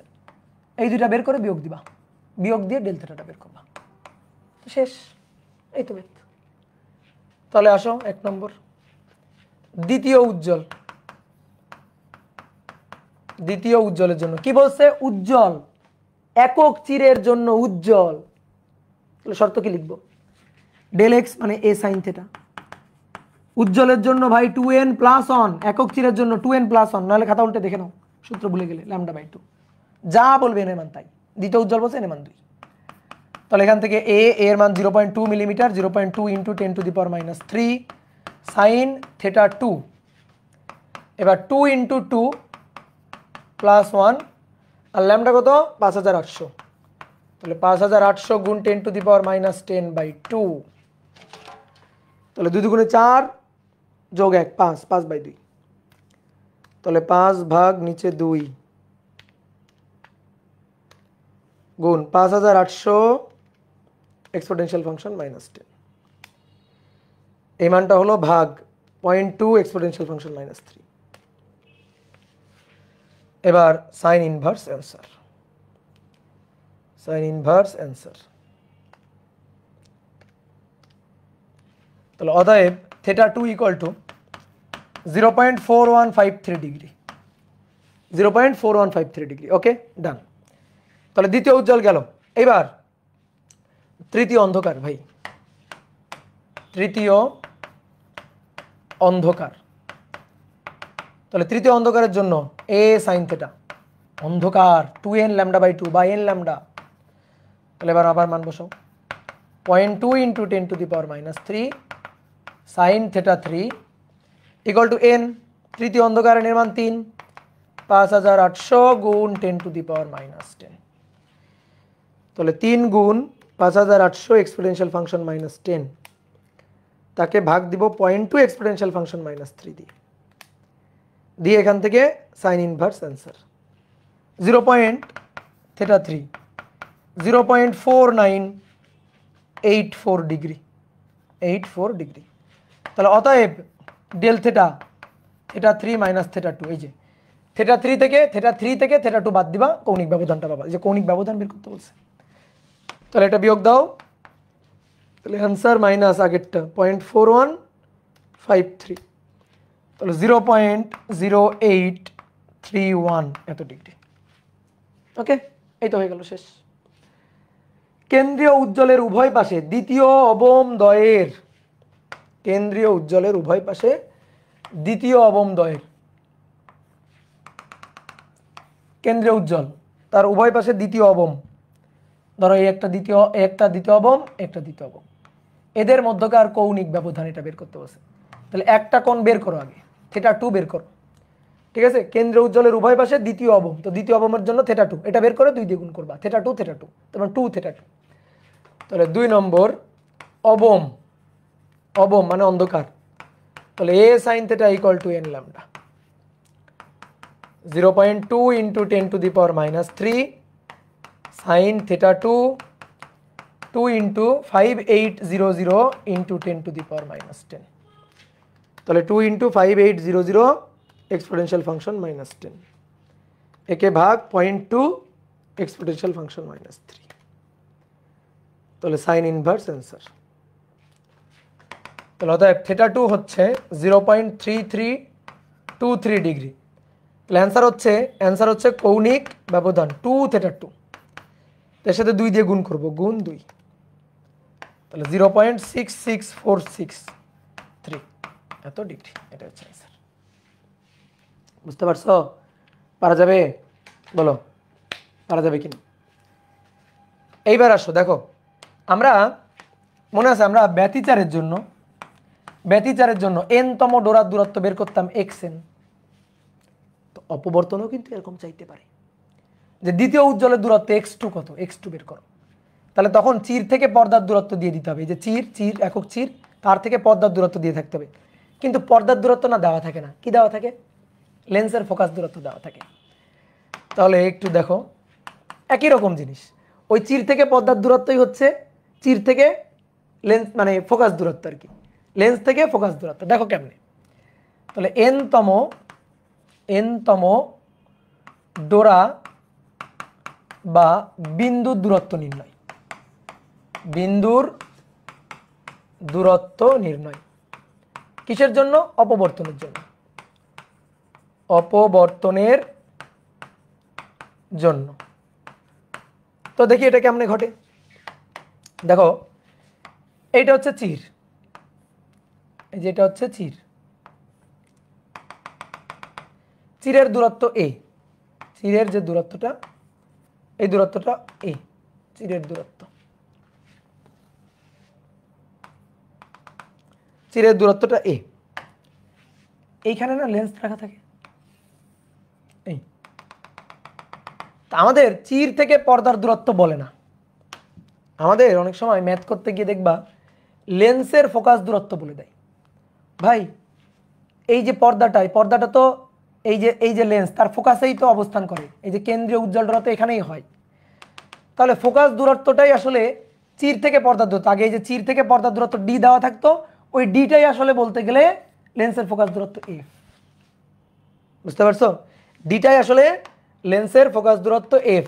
এই যে লেন্স থেকে চিরের এই ব্যবধানটা খুবই কম, লেন্সের ফোকাস দূরত্বের তুলনায় এই দূরত্বটা খুবই ক্ষুদ্র। তাহলে এই যে দূরত্বটা, এই দূরত্বটা এফ বলো বা ডি বলো, যাই বলো না কেন, চির থেকে পর্দার দূরত্ব বা লেন্সের ফোকাস দূরত্ব এটাই আমাদের দেওয়া থাকে। তো ধরো এইটা হচ্ছে এনতম একটা ডোরা, তা আমরা এনতম ডোরার এই দূরত্বটা ধরো এক্সএন আমরা বের করতে চাই। ওকে, তাহলে এক্সএন বের করার কি উপায়? আমরা আগে কোণটা বের করে নিব, এই যে কোণ, এই যে থেটাটা বের করব। ঠিক আছে, তাহলে দুইটা সূত্রে তুমি জানো, এগুলো জানো যে sine theta equal to del x divided by a. ঠিক আছে, এই সূত্র অলরেডি তুমি জানো, একই রকম। আর tan theta equal to tan theta, এই কোণের tan theta, tan theta equal to লম্ব বাই ভূমি, লম্ব বাই ভূমি এক্স এন বাই ডি। ঠিক আছে, আগে আমরা এই যে এক্স এন বাই ডি, এটা তোমার ওই ব্যতিচারের শর্তে ওখানে লেখাই আছে, দেখো ম্যাথ করার জন্য ওখানে লেখা আছে।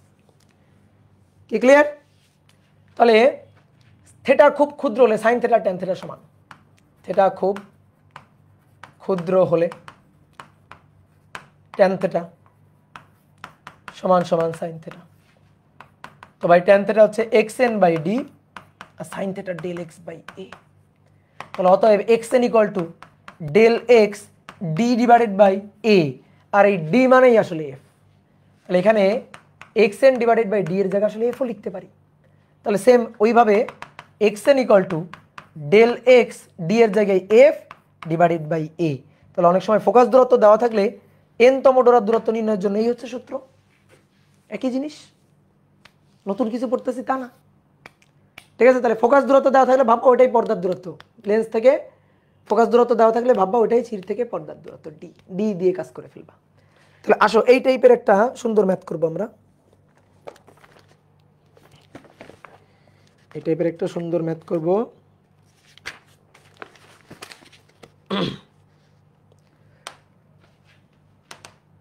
5 নম্বর,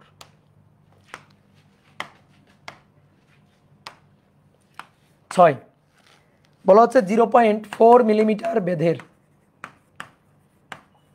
বেধের একটি চিরকে 589 ন্যানোমিটার আলো দ্বারা আলোকিত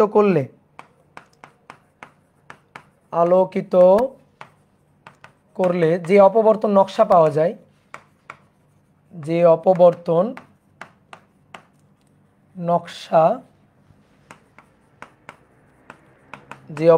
নকশা পাওয়া যায় তা 30 সেন্টিমিটার ফোকাস দৈর্ঘ্যের লেন্সের সাহায্যে দেখা হচ্ছে। 30 সেন্টিমিটার ফোকাস দৈর্ঘ্যের লেন্সের সাহায্যে দেখা হচ্ছে, লেন্সের সাহায্যে দেখা হচ্ছে। অক্ষ হতে প্রথম অবম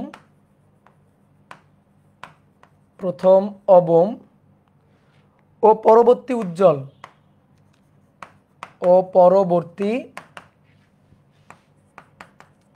উজ্জ্বলের মধ্যবর্তী দূরত্ব নির্ণয় করো। মধ্যবর্তী দূরত্ব, নট কৌণিক দূরত্ব, রৈখিক দূরত্ব বের করতে বলছে। ওকে, আসো চিত্র আঁকি আগে। এই যেটা হচ্ছে চির, এই যেটা হচ্ছে পর্দা, এইখানে লেন্স রাখা আছে, ফোকাস দূরত্ব এই এফ মানে ডি। তো এবার বলা হচ্ছে কি প্রথম অবম, এটা হচ্ছে কেন্দ্রীয় উজ্জ্বল, কেন্দ্রীয় উজ্জ্বলের উপরে প্রথম অবম থাকে, তাহলে এটা হচ্ছে প্রথম অবম। আর তারপরে পরবর্তী উজ্জ্বল, তাহলে কেন্দ্রীয় উজ্জ্বল, এটা কেন্দ্রীয় উজ্জ্বল, এটা হচ্ছে প্রথম উজ্জ্বল, এটা কেন্দ্রীয় উজ্জ্বল। তাহলে কেন্দ্রীয় উজ্জ্বল এবং প্রথম উজ্জ্বলের মাঝখানে প্রথম অন্ধকার, প্রথম অবম। তাহলে আমাদের বলছে এদের মধ্যকার দূরত্ব, ভাই এই দূরত্ব, এই দূরত্বটা চাইছে, এই দূরত্বটা। তাহলে এই দূরত্বটা কিভাবে পাবো? এই দূরত্বটা আমরা পাবো প্রথম উজ্জ্বলের দূরত্ব থেকে প্রথম অন্ধকারের দূরত্ব বাদ দিলে। প্রথম উজ্জ্বলের দূরত্ব থেকে ধরো x1, তার থেকে প্রথম অন্ধকারের দূরত্ব x1, ঠিক আছে? তো এটাও x1, এটাও x1 দিলাম, এটা x1 ড্যাশ দিলাম, ধরো x1 ড্যাশ। তাহলে x1 থেকে x1 ড্যাশ দিলে আমরা এই দূরত্বটা পাবো। তো এবার এই x1 থেকে x1 ড্যাশ বের করতে হবে। কি কথা বুঝছো? তো আমরা একটু আগেই তো সূত্র শিখলাম, এই যে একটু আগেই, যে xn equal to del x f divided by a. তাহলে আসো প্রথম উজ্জ্বলের জন্য xn ইকুয়াল টু, সূত্রটা আগে লিখি, del x d divided by a. x1 ভাই উজ্জ্বলের জন্য পথের পার্থক্য একক চির অপবর্তনে, একক চির অপবর্তনে উজ্জ্বলের জন্য 2n + 1 ল্যামডা বাই 2, 2n + 1 একক চির অপবর্তনে 2n + 1 ল্যামডা বাই 2, ডি এর জায়গায় f ডিভাইডেড বাই এ। এবার মান বসে দাও। তাহলে 2 × n, প্রথম উজ্জ্বল 1 + 1 ল্যামডা 589 গুণ 10⁻⁹ ন্যানোমিটার ভাগ 2 গুণ f 30 সেন্টিমিটার ফোকাস দূরত্ব 0.30 ডিভাইডেড বাই a 0.4 × 10⁻³ 0.4 × 10⁻³ তাহলে 2 গুণ 1, 2 যোগ 1 3 গুণ 0.30 গুণ 589 এক্সপোনেনশিয়াল ফাংশন -9 ডিভাইডেড বাই 2 নিচে 0.4 এক্সপোনেনশিয়াল ফাংশন -3। তাহলে ভাই এটা হবে কত জানো? 6.626 গুণ 10⁻⁴ মিটার। ঠিক আছে, এবার প্রথম উজ্জ্বল গেল, এবার প্রথম অন্ধকার। দেখো আমাদের বলছে প্রথম অবম ও পরবর্তী উজ্জ্বল, তাহলে প্রথম অবম তার পরবর্তী উজ্জ্বল মানে প্রথম উজ্জ্বল। তাহলে এবার প্রথম অন্ধকার xn del x d by a. তাহলে x1 ড্যাশ ডেল এক্স এর মান অন্ধকারের জন্য n lambda 2n lambda by 2n lambda, d এর জায়গায় হবে f ডিভাইডেড বাই এ। মান বসাও এবার, n এর মান 1 ল্যামডা 589 × 10⁻⁹ 0.30 ডিভাইডেড বাই 0.4 × 10⁻⁻3। তাহলে 589 exponential function -9 into 0.30 divided by 0.4 exponential function -3। তাহলে 4.417 × 10⁻⁴ মিটার। তাহলে এদের মধ্যকার দূরত্ব ডেল এক্স কোনটা বড়? প্রথম উজ্জ্বল বড়, তাহলে x1 থেকে x1 ড্যাশ বাদ। তাহলে 6.626 × 10⁻⁴, তা থেকে 4.417 × 10⁻⁴ দাও, বাদ দাও। 6.626 এক্সপোনেনশিয়াল ফাংশন -4 মাইনাস অ্যান্সার। তাহলে 2.208 × 10⁻⁴। বুঝতে পারছো? ক্লিয়ার? তাহলে এই হচ্ছে কাহিনী, পারা যাবে? এই দেখো আমি তোমার দেখাই, অনেকে কিন্তু এভাবে করতে পারে ভেঙে ভেঙে। সে কি করবে? প্রথম উজ্জ্বলের জন্য অনেকে দেখো প্রথম উজ্জ্বল, এই প্রথম উজ্জ্বলের জন্য ধরো আগে কোনটা বের করবে? সাইন থেটা আগে কোন বের করবে? তাহলে del x equal to a sine theta equal to 2n + 1 by lambda by 2। এখান থেকে থেটাটা আগে বের করবে, ধরো থেটা বের করলো। ঠিক আছে, থেটাটা বের করবে কিভাবে? এই যে একটু ভাগ দিয়ে দেখাই দিই, 2n, n এর মান 1, তাহলে 2 + 1 তার সাথে গুণ lambda 589 exponential function -9 divided by 2। একে ভাগ দিব কত দিয়ে? a দিয়ে 0.4 এক্সপোনেনশিয়াল ফাংশন -3 দিয়ে সাইন ইনভার্স অ্যান্সার। তাহলে কোণের মান 0.1265 এত ডিগ্রি, এই যে কোণটা পাইলো। তারপরে যে কাজটা করবে, তারপরে এই যে এই কোণটা পাইলো, এই কোণ পাওয়ার পরে সাইন থেটা মান ট্যান থেটা ইকুয়াল টু লম্ব বাই ভূমি xn বাই f। তাহলে দুই ধাপে করবে ভেঙে ভেঙে। তো tan theta equal to xn divided by মানে x1 ডিভাইডেড বাই d মানে f। তো এইখান থেকে x1 বের করবো, এই কোণের মানটা এখানে বসাই। তো আসো দেখি কোণের মানটা বসাই। তাহলে ট্যান অ্যান্সার বসালাম গুণ এফ, এফ এর মান 0.30। তাহলে দিয়ে দেখলে এখান থেকে পাবো দেখো 6.626 × 10⁻⁴। তাহলে কেউ চাইলে এই 2 ধাপেও করতে পারে, 2 ধাপেও করতে পারে, আমি সেটা 1 ধাপে করছি, তুমি চাইলে 2 ধাপে করতে পারো, কোনো ব্যাপার না, ঠিক আছে? বুঝতে পারলা? এবার আসো লাস্ট আর একটা ম্যাথ, 7 নম্বর, এটা করে ছুটি। 7 নম্বর বলা হচ্ছে 22.0 × 10⁻⁵ সেন্টিমিটার বেধের, এত সেন্টিমিটার বেধের একক চিরের উপর সমকোণে, একক চিরের উপর সমকোণে 5500 অ্যারমস্ট্রং আলো ফেলা হলো, আলো ফেলা হলো। এবার বলা হচ্ছে কেন্দ্রীয় চরম বিন্দুর উভয় পাশে, চরম বিন্দুর উভয় পাশে প্রথম দুটি অবম বিন্দুর, প্রথম দুটি অবম বিন্দুর কৌণিক অবস্থান নির্ণয় করো। কৌণিক অবস্থান, মাঝে মাঝে ম্যাথগুলার বাংলা কথায় ঝামেলা লাগে, কি চাইছে বোঝা যায়, তো একটু ভালো করে পড়বা, বারবার পড়বা, তাহলে বুঝতে পারবা কি চাইছে। তো তারপরে অনেক সময় মানে টিচার এমনভাবে প্রশ্ন করে কনফিউশন থাকে, তো সেটা আলাদা কথা, কনফিউশন থাকলে, একান্তই যদি কনফিউশন থাকে তাহলে তো কিছু করার নাই, তখন যা বুঝবা তাই করে দিয়ে আসবা। কিন্তু কি চাইছে দেখো, এই ম্যাথে বোঝা যাবে কি বলছে। এত সেন্টিমিটার বেধের এ দেওয়া আছে, তরঙ্গ দৈর্ঘ্য ল্যামডা দেওয়া আছে, বলছে কেন্দ্রীয় চরম বিন্দুর উভয় পাশে প্রথম দুটি অবম বিন্দুর, প্রথম মার্ক করি, প্রথম দুটি অবম বিন্দুর কৌণিক অবস্থান নির্ণয় করো। মানে কি বলো তো? প্রথম দুটি অবম বিন্দুর, প্রথম অবম দুইটির না, এই কথাটা কিন্তু প্রথম অবম দ্বয়ের বলে নাই, প্রথম অবম দ্বয়ের এরকম কিছু বলে নাই, কিন্তু বলছে প্রথম দুটি অবমের, ঠিক আছে, প্রথম দুটি অবমের। তাহলে প্রথম দুটি অবম মানে প্রথম দুটি অবম মানে প্রথম অবম ও দ্বিতীয় অবম। বলো বুঝছো কিনা?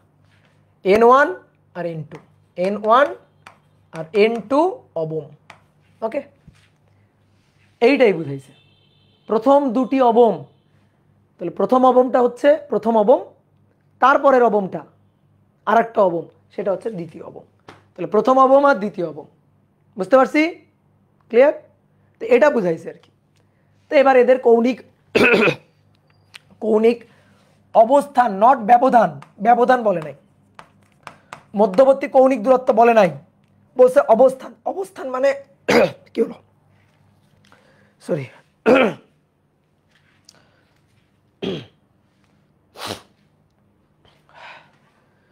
অবস্থান বের করতে বলছে। অবস্থান মানে জাস্ট কোণ, জাস্ট থিটা বের করতে বলছে, অবস্থান, ব্যবধান বের করতে বলে না, বিয়োগ টিয়োগ করা লাগবে না।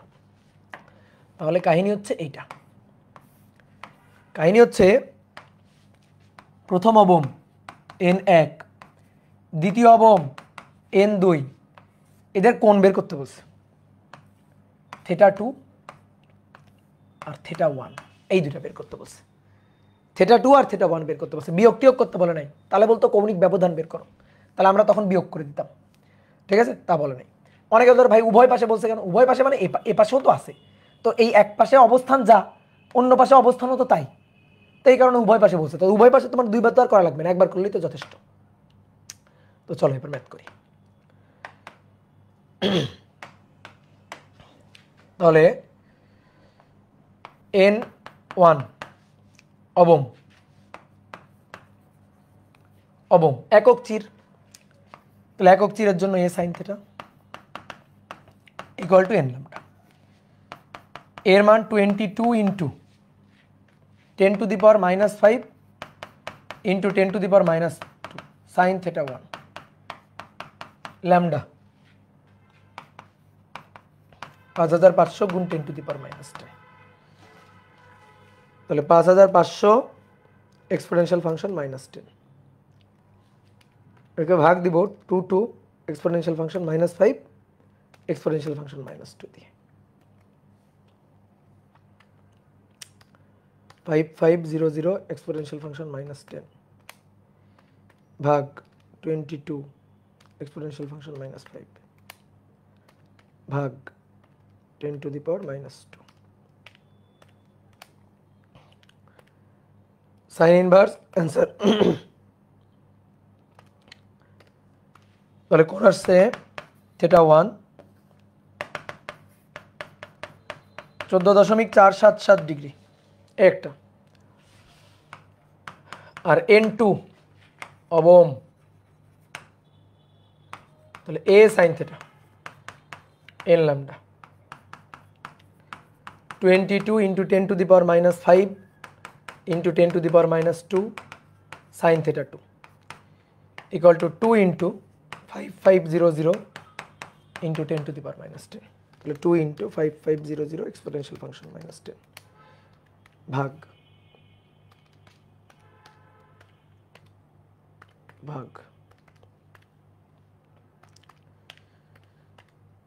তাহলে 1/2, তাহলে সাইন ইনভার্স 1/2 মানে 0.5 30 ডিগ্রি।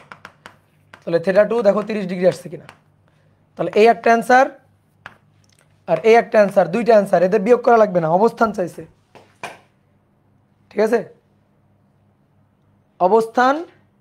অবস্থান চাইছে, সুতরাং কোণ বের করা লাগবে না। ওকে, সাদমান নাফি 22.02 হয় নাই তো? অবম বলছে, অবম বললে a sine theta equal to n lambda. সূত্রগুলো ঠিকঠাকভাবে লিখতে হবে। দাদা মাইকে ঝামেলা করছে, মাইকে কিসের ঝামেলা দেখি, মাইকে কি ঝামেলা করছে? মাইকে তো ঠিক আছে।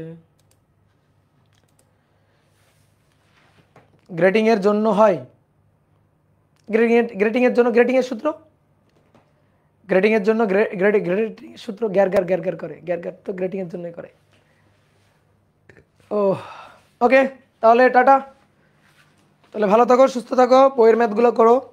এই যে আজকে ইসাক স্যারের বই থেকে অনেকগুলো ম্যাথ করাইলাম। ইসাক স্যারের বই দেখবা কত নম্বর পৃষ্ঠা? এটা হচ্ছে 563 নম্বর পৃষ্ঠা। আমার কাছে পুরোনো বই আছে, নাও মিলতে পারে। এখান থেকে অনেকগুলো ম্যাথ করে দিলাম। এগুলো সব একই রকম, অপবর্তন গ্রেটিংয়ের ম্যাথ আর একক চির অপবর্তনের ম্যাথ, ঘুরে ফিরে সব একই, নতুনত্ব এখানে কিছু নেই। ঠিক আছে, তাহলে নেক্সট আর একটা ক্লাস লাগবে সমাবর্তন, এটা পড়লে আমাদের এই অধ্যায় শেষ। টাটা।